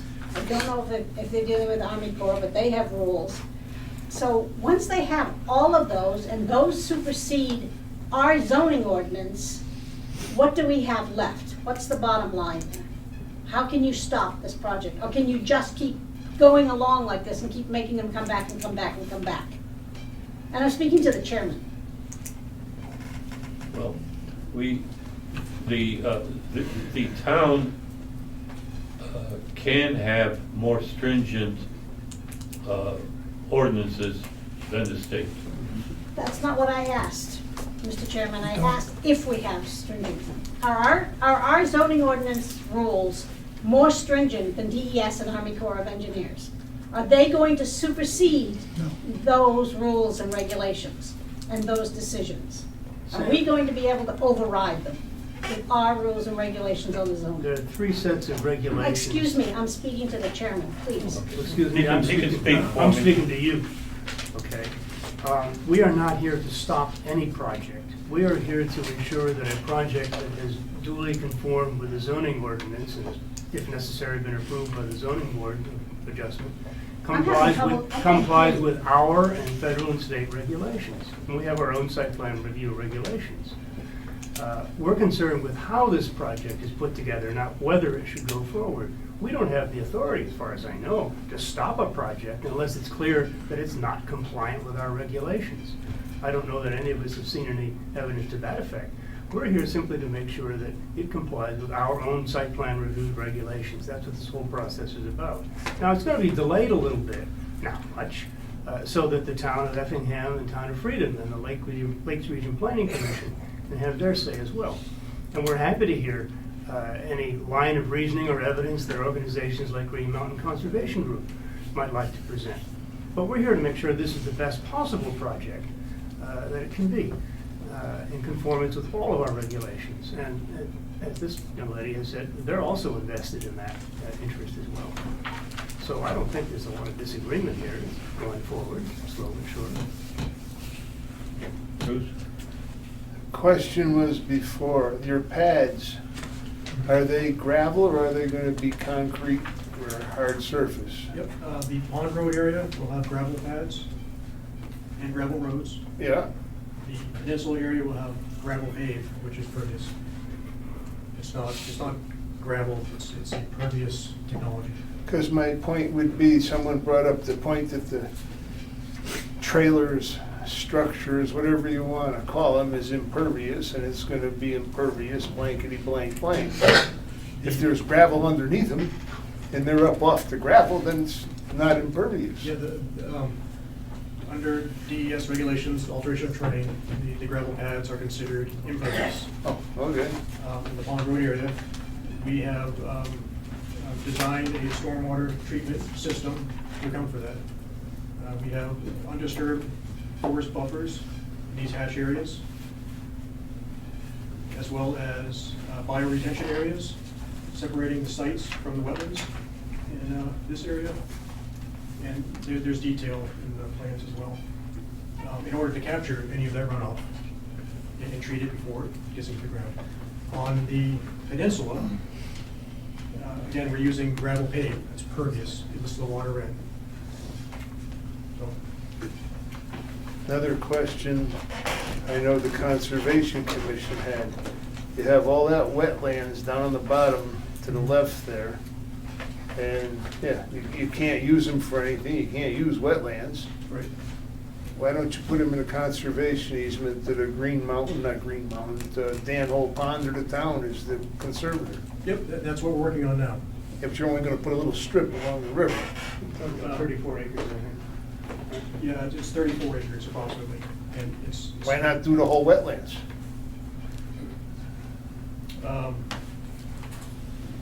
We proposed those. Just because the state's Just a not thought. asking, the state's not asking for that. They're just- Pardon I guess the answer is because the state's not asking for that. They're asking for, they've told us what they want. I understand And that, but I'm it's asking a why you 34 acre. can't do that anyway. Why would we? Conservation Commission is asking for Pass it. those from the way it is. Conservation Commission has asked for all of that land to be put The in. wetlands to be in conservation, yes. When did they ask that? They probably, ask him, I don't remember. When was, I'm sorry. That was before my time. when that letter was written, that was the intent of the letter, as far as I know. To make the wetlands, along the river and the wetlands. I don't think they stipulated in the letter just along the river. The state may have, but I don't think the Conservation Commission did, unless I misunderstood at the meeting what we were asking for. I could have misunderstood it, but I thought they said make the wetlands down there conservation easement on it. I'm not familiar with the Conservation Commission requesting. You read the, Tony, you read the thing that they had in there. I haven't got a copy of it immediately in front of me. Number one, they asked for a wildlife study. That's been done. Yeah. They asked about parking for boats and trailers. They asked for where the septic area for the peninsula sites is. Number four was asking for more setback on the peninsula sites along the unnamed tributary. Number five was asking for a DOT traffic study on Nichols Road and Route 16. And number six was asking that the two corners be widened on Nichols Road. How does the Conservation Commission I don't even know why that's Conservation even being Commission brought didn't up. ask about a traffic study. It is. No, we didn't. It's in the letter. Oh, okay. I must have fell asleep during that meeting and made things up in my head as I was sleeping. Vicky's hearsay. It's all hearsay. Yes. Any other comments or questions from the public or from the board? You had a proposal. Yeah. Oh, yes, we're gonna go to Rick. This is pretty extensive, and I think the board should consider a review by an independent engineering firm. Why don't I poll the board to see if the board agrees with that? What am I missing? Oh, you making a motion? Yeah. Oh, okay, all right. Rick has made a motion to have a independent engineer. Can you be more specific, Rick, an engineer to review what? Compliance with Ossipee zoning regulations. And on our own site plan review? Yes. Yes. Where we can do that per our zoning regulations. I don't have an engineering background. As far as I know, nobody on the board does. And, you know, it'd be good to have another set of eyes look at it. I'm not talking about pick the whole thing apart, but, an engineer to spend a day looking at this, I think is pretty reasonable. No, of course. In other words, to surface questions that we might not have thought to ask. Right. And to Wouldn't confirm most of those compliance. questions be asked by the state? Not all. If I'm these gentlemen, I'm pulling my hair out. Well, I've Okay, been those because gentlemen. every time they come here, we throw something else at them. I mean, and it's now they're being hit by Ossipee Lake Alliance and the Conservation. They've had plenty of time to be here before, but it's going on for months. Now, Freedom and Effingham want to get involved in it. This is a business. Somebody set me right if I'm wrong. They have a business, and it's a working business right now. They want to enlarge it. They got approvals. They got permitting. They've met all those requests.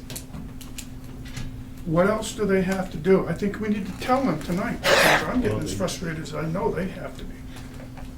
The state doesn't look at our ordinances or regulations. I understand that, but our zoning ordinance pretty much follows what the state has. No, it doesn't. It's not as strong as this, is it? From what Well, I'm I reading. mean, the issues the state looks at are totally irrelevant to what our zoning ordinance is. I mean, yeah, some of it's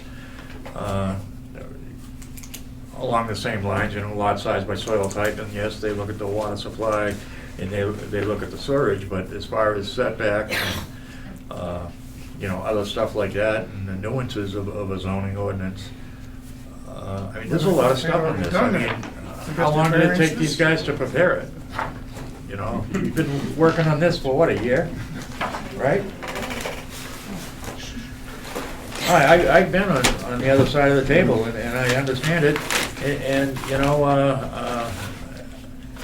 I don't think it's that unreasonable. You know, a lot of other towns that they have, you know, a town engineer, and Ossipee doesn't have a town engineer per se, but the zoning ordinance does provide for the board to request an independent review, and I don't think it's out of order. This is the biggest thing I've seen come to Ossipee since I've been living here.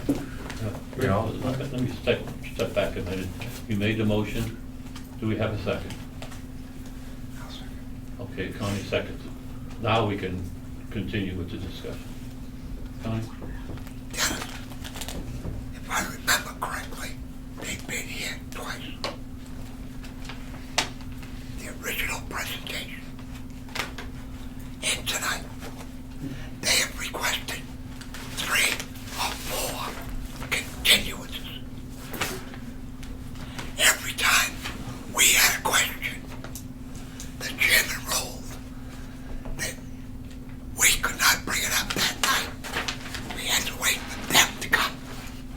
So, you're saying you're frustrated. I'm frustrated because we couldn't ask what we wanted to. What Connie's saying, and I'll just repeat it, is that when we had a continuance and the applicants were not present, we could not discuss the case because they were not here, they weren't able to answer. So that's what Connie is saying. So, you know, you're saying that you've been here so many times, you really No, haven't. it's not so much that, it's just, I'm still learning this process, and and some of it, I guess I'm not getting it. It's been going on a long time, but the long time is mainly the result of continuances as they worked out issues with state agencies. But the state agencies, Rick has pointed out, don't deal with our ordinances or our regulations. I think it's not unreasonable to have a limited engineering review to surface any questions that we may have failed to ask, because now's the time to do it, not 2 or 3 years from now when a problem develops that nobody thought about, or we misunderstood each other about something. So it's not expensive, it's not going to take much time, and we've done it before, actually. And the cost will be borne by the applicant. Gladly to assure them, reconfirm the quality of their engineering, sure. Any more discussion? Okay. All those in favor? 1, 2, 3, 4, 5. Anyone opposed? Yeah. Bruce, I didn't see your hand up. Did you? It was a, Okay, it was up. All right, motion passed. Bruce. the conservation asked for a conservation easement on the area between the present campground and south of Pond Road areas and the Bear Camp River. Originally, they wanted to develop the area with sites along the Bear Camp. Chief engineer asked Northgate to drop them from the permit because of the permit hassle, but they may just want to get the rest approved and then come back with some signs later. A conservation easement would stop any future development. Now, that's what was written, and no, it doesn't stipulate exactly where the conservation easement was wanted, but the discussion was, why not the entire wetlands? But if the wetlands can't be developed anyway, because. Realize that, yeah, right. This doesn't say the wetlands or the wetlands, but that's what Why they not were collect the asking tax for. revenue? Pardon me? Why not collect the tax revenue?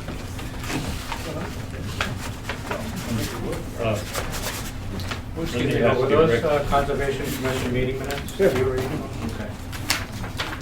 That's it, then? Thank you. Oops, sorry. Rick, do you have any suggestions that the board might consider? Well, I would think that the board could consider Norway Plains. They're familiar with our zoning ordinances, or Jones and Beach Engineers out of Stratham. They're both very reputable firms. They have the capacity to act on short order. What was the second one you said? Jones and Beach Engineering.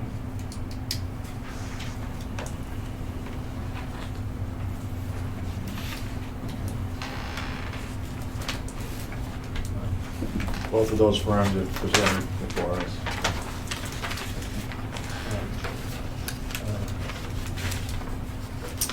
We could have the secretary contact them and get an approximation of what it might cost for a review. Well, I think they'd almost have to look at a set of the plans, Yeah. you know, to give us an idea. And also a time element. Right. Usually they can, on a review like that, a technical review, they can react pretty quick. I don't see it, you know, any more than 30 days. And I mean, we're gonna have to notify Effingham and all the other parties here. So I don't think it'll hold the project up at all.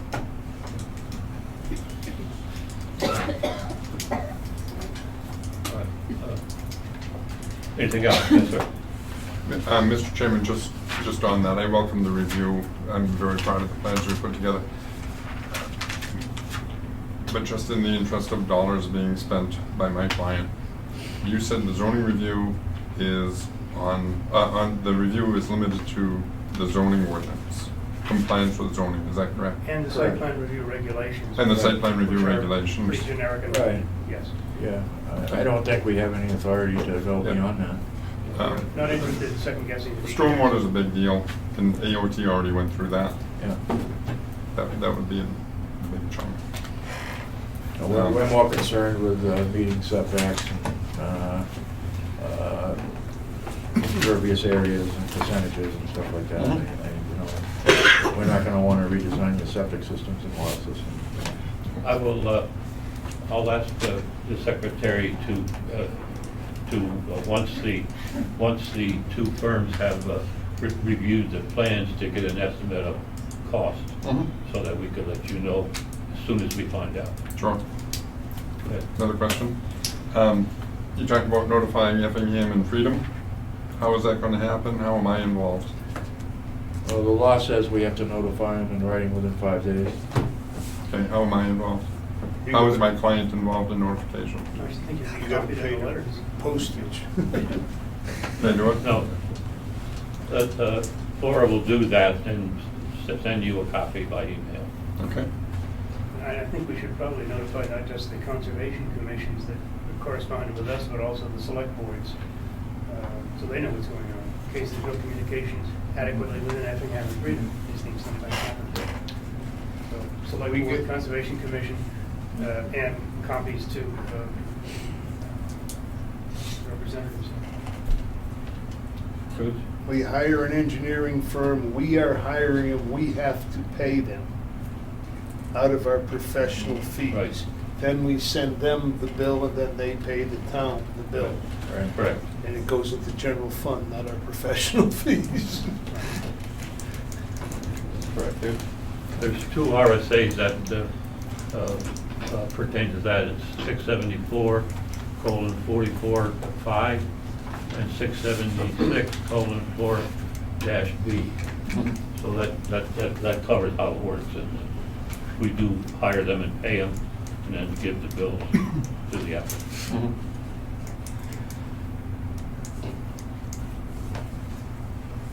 Anything else? Yes. My last point. I believe that we're going to have the wetlands permit in place before the end of June.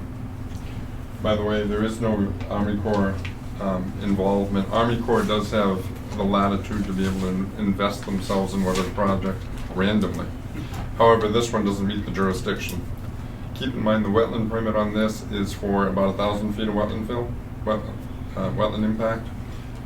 So it's it's small, but wetlands is looking at a larger impact through Fish and Game, as we had explained.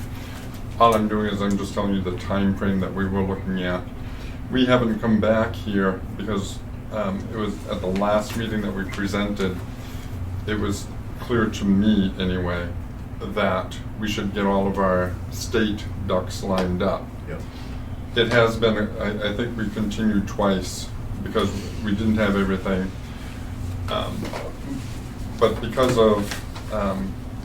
it had been some time, and because of some of the noise that we talked about, we just wanted to set the record straight, update you, and then come back. But we're only a few weeks away from at least having all the state permits. We'll be working with you and other stakeholders We're not to finish holding this this up. project up. The state permits are still the main impediment right now, time impediment. I never considered that you were holding us up. Somebody else does. Yeah, everybody else So you have pretty much answered questions as they came along, and/or made changes, which we all know. Anything else? Not from me. Think of the conservation easement. So are we continuing this case until a particular date?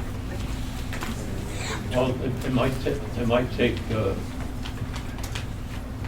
I'm not sure whether the I think you're looking at 2 meetings away. Anyway.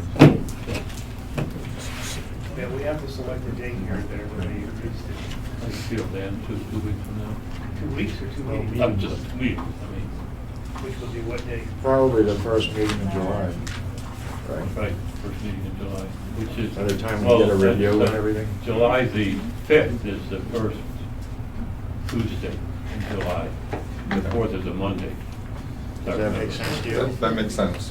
And that would give you time to get a review back. Right. And perhaps give us time to Get the get rest the of the review, experience. respond to it. Right. I don't see anything I anticipate, but you never know. I don't think it'd be anything major if there is. Yes, okay, the 5th It of gives of 14 July. days here, at least 14 days What is it, like 14 days? for notice, public hearing. No, You don't have to notice. we're not starting a fresh case, this is a continuance. Oh, okay. Yeah, so we just have to make it public here and in our minutes that the next discussion of this project will be on a date certain, which is, I guess, July 5th. Yes, and then The we'll 14 also- days for the abutters, so We'll also have to notice the people how that are fast you sending can the notify them in freedom, 14 days. Bingham. Within 5 days. You'll have to let her know who you want him to go to. Okay, I'll need a motion on that. Yes, so moved. Okay. I You made the motion already? Oh, you made it already? No, I will. Oh. Move to, make a motion to continue this hearing until the 5th of July. I'll second that. Okay, Bob seconded. Any discussion? All in favor? Any opposed? Nope. Thank you very much. Thank you.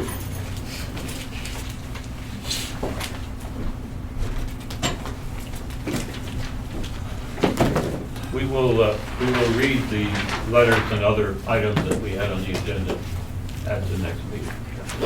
Because we do have a meeting, a letter from Patrick Loyal, Fatyol, but we'll do it the next meeting. Thank you. Thank you.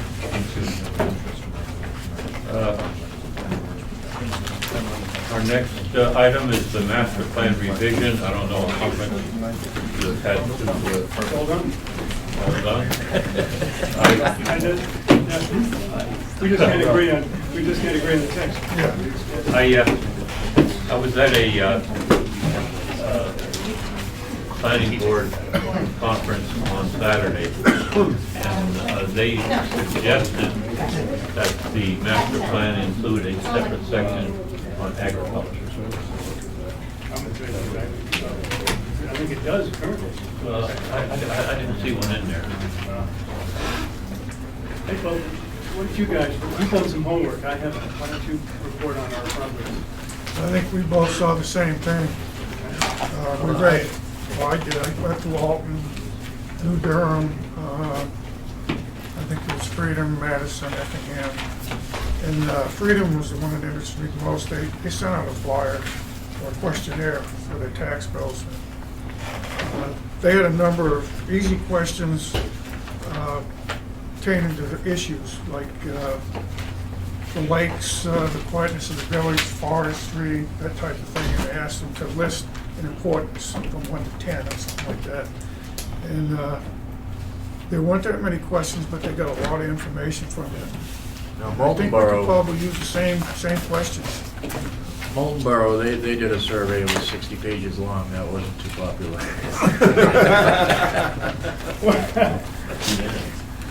Nobody knew And, actually, some people responded to it with complaints about the length of it. You believe that? But one of the things I noticed is that most of the surveys have some guidance from some kind of consulting firm. This one in Freedom was top level.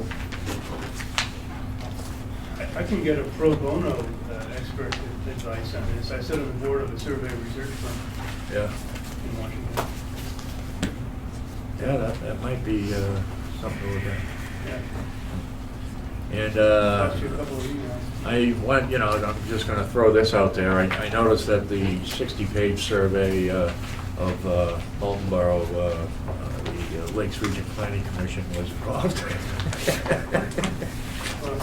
We would say that's a non-starter. The Freedom one was like 10 questions, right? Yeah. There were a couple of A's and B parts. Right. But maybe Yeah. 15 questions Yeah, total. 10 or 15, I think you'd get responses to that. They had a good response. They literally had a level response. Yep. Said about 1,200, something like that. Yeah, it was in the thousands, 1,046 or so. It was in the thousands, there's only like 4,000 people there, so. Yeah, there aren't many residents. Okay. Member of the public wishes to All right. comment on our It's the only process thing here. I have to add, I'm so excited. Oh, Good. I'm Evelyn Welton from the Mount Washington Valley Housing Coalition. okay. And Jack's going to speak to you in a little bit, but what I was bringing to the table tonight was that we partner with New Hampshire Housing Finance Authority, and they have some grant funds available for technical resources to help towns with generating, updating new master plans and things like that. So your conversation was timely in that I wanted you to have that information, and those are the types of things we hope the Housing Coalition can help not only Ossipee, but all the towns in our catchment area with. So thank you. Good, thank you. Okay. We have a committee of 3, and one of us will speak, or more will speak after, if you don't mind sitting around to the bitter end here. Work committee. Work group.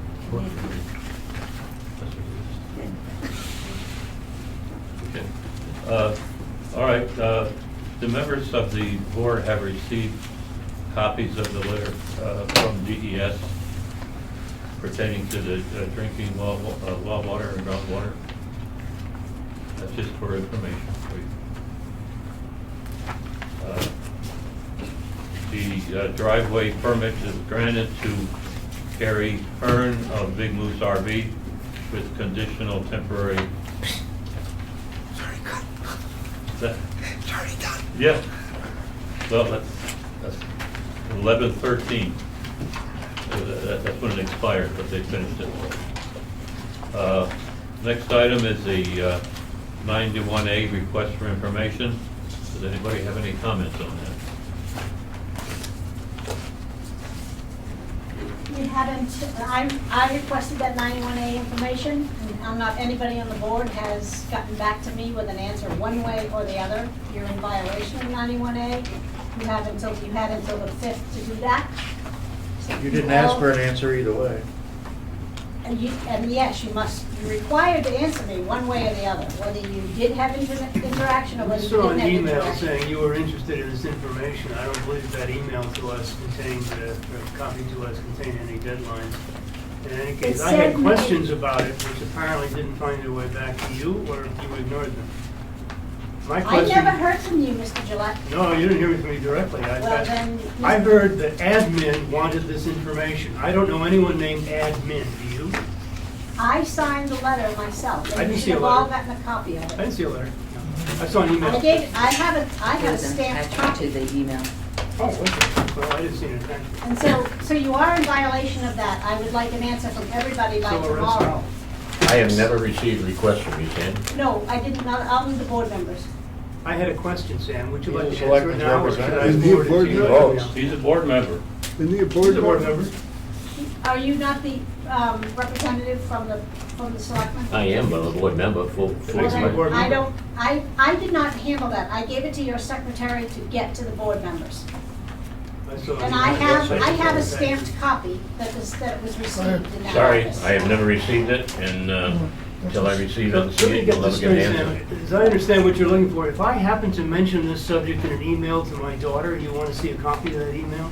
If you have, in that 91A request, and don't be a smart aleck. I'm not being a smart aleck, You are that's a being a question smart for you. aleck. You got an answer? If you had an interaction, which it says in the With any 91A third request, party. amongst the board, you continue to interrupt me, amongst the board members, For any third party, you said. or any interested third party, which would be the newspaper, or Green Mountain, or anybody, I wanted a That's copy of your daughter. those. If you don't have any of that, then all you have to do is send me back an email and tell me that you I don't don't even have it. have your email address. It's on the letter. What letter? I haven't seen it It's in your packet. in my packet. I'll find it eventually, I guess. I don't have it. You don't have it. It was I sent to never you. got I it. don't I even just have got I an don't even email have the one from. on water quality or anything. I apologize. And Sam, I have no email. I don't have it. He doesn't have email. I was not in charge of that, sir. I gave it You to said the you won't secretary. accept it any other way. I don't have email. Then if you don't have, if you didn't do an email, then just send me a letter. But if you had email, I want the actual emails. I don't have email, and I'm telling you no. Thank you, Mom. How's that? I have email and I'm Sam? telling you no. No, telling I'm you not no. gonna accept that. Oh, I wanted okay. you either tell me you don't have email. I just told you. I don't have email. I don't use it. You have to tell her by email. Mr. Chairman, Hello there. interested parties sitting here embarrassed by this exchange back and forth. If Sam has provided a letter, I'd like to know from the secretary if a letter was received. I received the letter, I emailed it to all the members, plus they got a copy of it in their packets that were mailed to them. So Last if week. that's the case, and that's how things happen in this town, which when I remember, that is how it happens, a request comes through a secretary, then I think it would behoove you gentlemen to behave in a different manner than the exchange I'm party to right now. Pardon me, gentlemen, but I didn't know who admin was, so I didn't know who to respond to.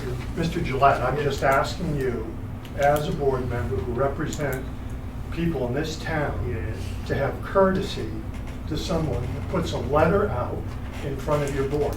How it gets there, who responds to it, doesn't matter. Once you But I have think this list, courtesy many of us didn't see would this be letter. what should be in a letter.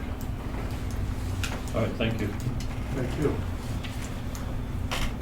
Okay, the board can act appropriately. Probably will.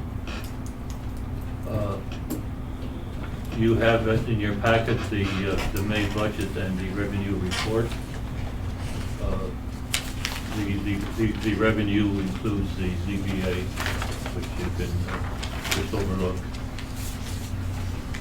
If there's any questions on it, you may bring it up either today or at the next meeting.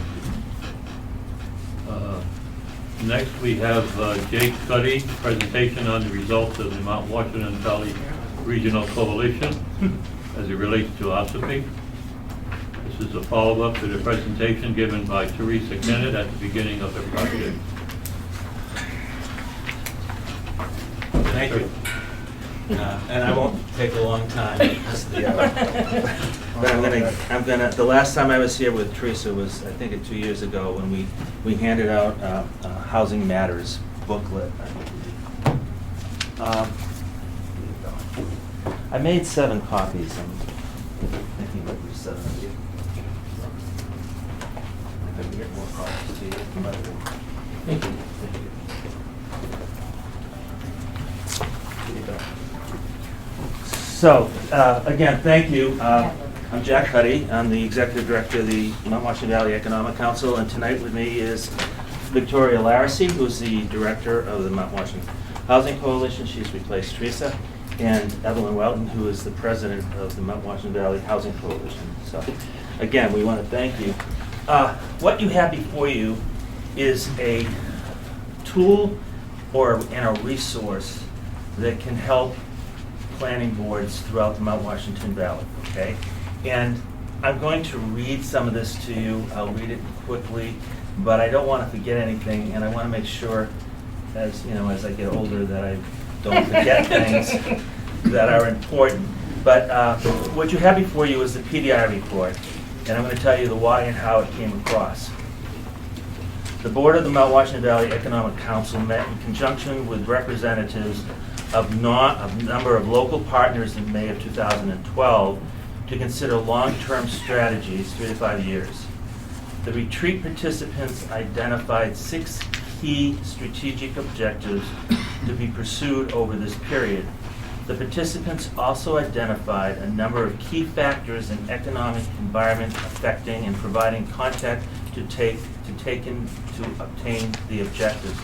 These factors included, these are the issues that we're dealing with in the Mount Washington Valley, basically, a shifting demographic patterns in the region toward an increasing population of older people and retirees and a loss of younger people. A perceived lack of diversity in the regional economy, for example, a heavy concentration of tourism and retail-related businesses. A continually rising health care costs constraining business owners seeking to offer good benefits to employees, an increasing number of remotely owned businesses, a perceived need to improve the working skills of the labor force, and lastly, infrastructure needs in the region related to transportation, electricity being rates, and telecommunication being the internet. At the same time of this retreat, the Mount Washington Valley Housing Coalition had examined the demographics, economic, and housing statistics as described in the Housing Matters booklet, which you all received back in 2000 years ago, I think. 2013. Yeah. In reviewing the above information, the Mount Washington Valley Economic Council, the Mount Washington Valley Chamber of Commerce, and the Mount Washington Valley Housing Coalition formed what we call the Mount Washington Valley Regional Collaborative. It's a partnership focused on improving economic growth, sustainable development, and quality of life for Mount Washington Valley working families and retiring seniors. In 2013, the Mount Washington Valley Partnership representatives attended planning and select board meetings to inform regional leaders about the reality of current conditions and surveyed and interviewed the industry. We actually met with, Teresa and I went to all the planning boards or the select boards in 2013. We were here, we answered some questions, and there were also some surveys that were sent out to different organizations within each town. The survey and interviewed industry, so the 2013 Mount Washington Valley Partnership representatives attended planning and select board meetings to inform the regional leaders about the reality of current conditions and surveyed and interviewed industry, community, and municipal leaders to assess the regional business climate. I just want to take a step aside. When we formed the regional collab, we had meetings that were all the planning board members were invited, select boards were invited of all the towns, and we had it at the White Mountain Hotel in North Conway.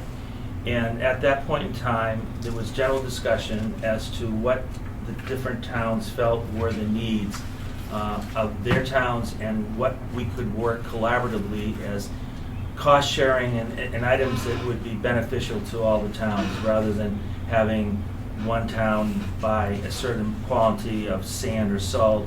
Was there an ability to have an area where sand and salt could be bought for multiple towns, bringing the gross costs down?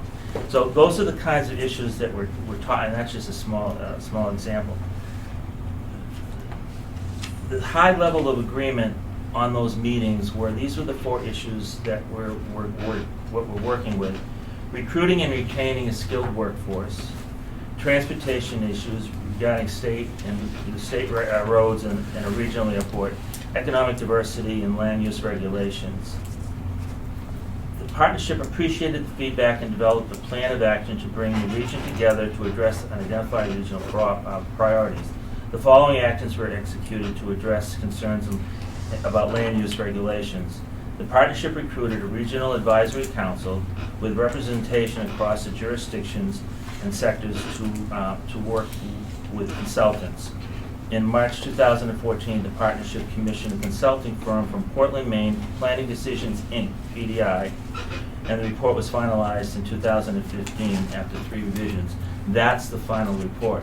And what we're talking about here is that after the big meetings that we had, we created a round table, and there were representatives from planning boards on that table, select boards, members of the Selectmen, we had conservation, business community, business leaders, all sitting around discussing those 4 major issues and how we were going to move forward. What we did is the PDI report, one of the big things that we were able to do is through grants from the New Hampshire Finance Authority Board and White Mountain Board of Realtors, we commission Planning Decisions, Inc. to look at all the ordinance. They looked at all the planning ordinances, the zoning ordinances in all the towns within the Mount Washington Valley. And in that booklet, you have each town represented and what their ordinances are, and not the exact ordinances, but what the information it was that made up the town.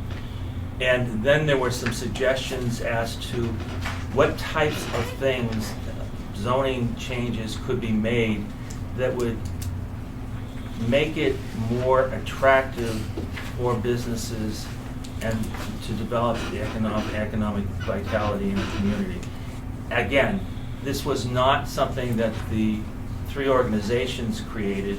This was something that was created because of the people that participated in those discussions and what they were looking for. One of the elected officials, or a couple of the elected officials, I remember seeing at that meeting, and they were discussing the ability for the taxpayers or the residents of the town to come to the planning boards or the select boards and ask for something to be done. That's not how it usually happens. What usually happens is a specific individual will come to the planning board with a particular problem and look for the planning board to help them resolve that problem. So instead of looking at the bigger picture and saying, is this a bigger issue than just this one person, that never happens. It just deals with that one individual. So, again, we handed out this report. Enjoy it, read it, throw it away, but at least take the opportunity to see what kinds of things other towns are doing to address some of the issues that you might be dealing with, or not. So it's not anything that we're saying this is what you got to do, or this is how Ossipee is acting, or anything else. This is just a resource of information gathered for all the towns within the Mount Washington Valley. This seems like red meat for our economic development committee over here. Is this available online, this report? Yes, it is. We can send it to you. We can email it down to you. And it's on our It's on their website. Not all of us have email it, you may have heard. Okay. Some of us do. It's on our website. It's on the Housing Coalition website. The Washington Valley House. Okay, well, I'll collect a link address from you if I may, and share it around for those who have email. Thanks very much. Does the board have any questions? I see some specific recommendations here for Ossipee as well as for all the other towns. They look quite interesting, actually. Some of which we've kind of touched on in our own discussions before. But this also feeds in nicely, I think, to our revision of the master plan. Yeah, absolutely. And if there's some money available to help us with that, that's always the better. Thank you. We'd love to be able to help, so please don't hesitate to reach out to the Housing Coalition. That's Do you why have we're her here. contact in case? I do not, but I was going to collect this information after the meeting and just write it down on the back of the report here. Anything else? Anything from the public? You can get it on what's your housing? WVHC, www.mwvhc.org. Again? MWVHC. Well, I'm losing it down. After the three W's, what happens? MWV. WV, yeah. HC. H, D or T? C is in cat. Cat. Yes. .org. .org. Good. Yeah. Plus, we like hits on our website, so Yeah. please browse. Several times a day. All right. Anything else from the board? If not, I'll in. I'm sorry. Wolfboro doesn't give us electricity. Oh. Yes. Yes, I had a general comment about the 91A. Yes. Just to introduce myself to the board, I represent you down in the state. The 91A law is very specific. You have 5 business days to answer any request from a citizen. More than 5 days, you're in violation. All Sam, you said your name? Yes. All Sam needed was a receipt back that you received it and you're working on it. It can't be ignored. I'm sure you're aware of what happened up at the county. When I offered and asked for requests from them, and they denied them over and over, and we did have a lawsuit, if you're aware of that. So it behooves you to answer the 91A. This is, I understand, the Freedom of Information law, and I respect it completely. But what I recall receiving simply said, admin wants to know the following, with no way to respond, no deadline, and I'm sorry, this is sort of a generic email, and if there was an attachment, I sure didn't see an attachment. I had no idea who admin was. Now, I suspect that doesn't really conform to the requirements that 91A sets out. Well, 91A probably requires the requester to provide some specific information, which I don't recall receiving. I would have responded if I'd had it. Now, that may not be Sam's fault. I don't know, anybody's fault, but I didn't get it personally. I don't think others did either. I don't know when the board has gotten the 91A training. The county just had theirs. I believe Effingham, Freedom, Tamworth had gone to that meeting. Refresher courses are always available through the New Hampshire Municipal Association, but it's really important. It can always be very costly for a town, and it helps to build confidence between boards and citizens with 91A. If Laura Nash had gotten the 91A request and stamped it in as received, that's the time stamp. And I believe she did her job by issuing it out to the board. Not the request itself, as far as I know. Sorry, but I don't recall see. Well, I would just advise or suggest that you go through your 91A procedures, because it just winds up being, it turns into a mess if 91A is not answered. It just opens up a can of worms. So that's my general comment. Curiosity question. I received an email from Laura that had Sam's name on it. Could have had anybody's name on it. What gave Sam the authority, and it showed no place on there that she had the authority to ask for such things to me. Well, It's a freedom of information. It can come from 91A Okay, so I can request. ask anybody in here any question I want, and they've got to give it to me? No, An elected board, yes. An elected board, yeah. Yeah. The 91A law is RSA, it's actually, if you have any questions about 91A, ask me, because I testified several times on bills that were in regards to 91A. It can be very confusing. Sometimes the information seems very arbitrary, and if it's not narrow, it's difficult to answer. So if I send you an email, Bruce, asking for an answer, you better get it to me in 5 days. Question for you. You're through. If I don't have a working email, how do I respond? If you receive a 91A request via email, which Laura How could you received the receive it email. by email? He doesn't have email, neither does Frank. She does. And she refuses to accept a response in any other form other than email. Email is an acceptable form of requesting Are there information other from a acceptable town. forms of response? Sure. Which? Written, Written, oral, verbal? it can be verbal also. Well, you just got the verbal. I just gave a verbal to me, no. I want this to spin out of control. All I'm saying is that the law just states 5 business days, they need a response. That's really all I'm saying, that it's not, You got covered, I'm asking. you have to go over your own processes to make sure your board is answering 91A requests. That's all I'm saying. You shouldn't be answering her email directly. It should go through the chair and through the secretary. That's not what she's asking for. No, she's asking for direct responses from us as individuals, as I understood it. Absolutely, that's what she's asking for. But if that, let's just say if that was the case, all you need to do is answer it You're a and little say confused that. here, perhaps. I got the letter I'm not confused. in my packet, You are. but I wasn't sure how it was supposed to be handled. So that's my fault, and I apologize. I wasn't aware of the time limit or whatever. I thought it was being taken care of. So, that's, I did receive it, I have it right here. It's not proper. I did. It's not a proper request. I got the time, see you in court.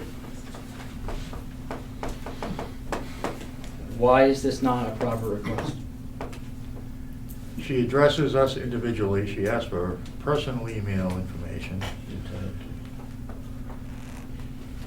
Rick Sager is very aware of the 91A law. If you really Is he need here to ask him a tonight? question, you can ask him.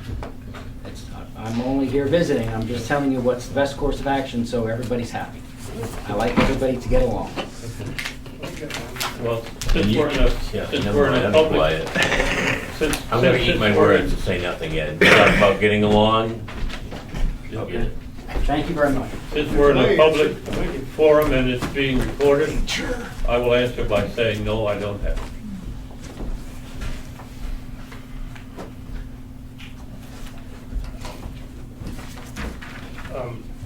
Is there a motion Yes, to adjourn? I asked for a motion to adjourn. Oh, I'll move that we adjourn.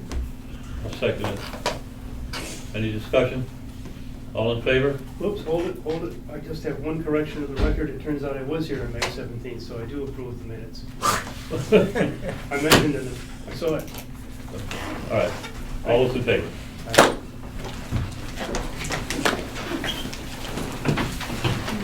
Thank you, Joe.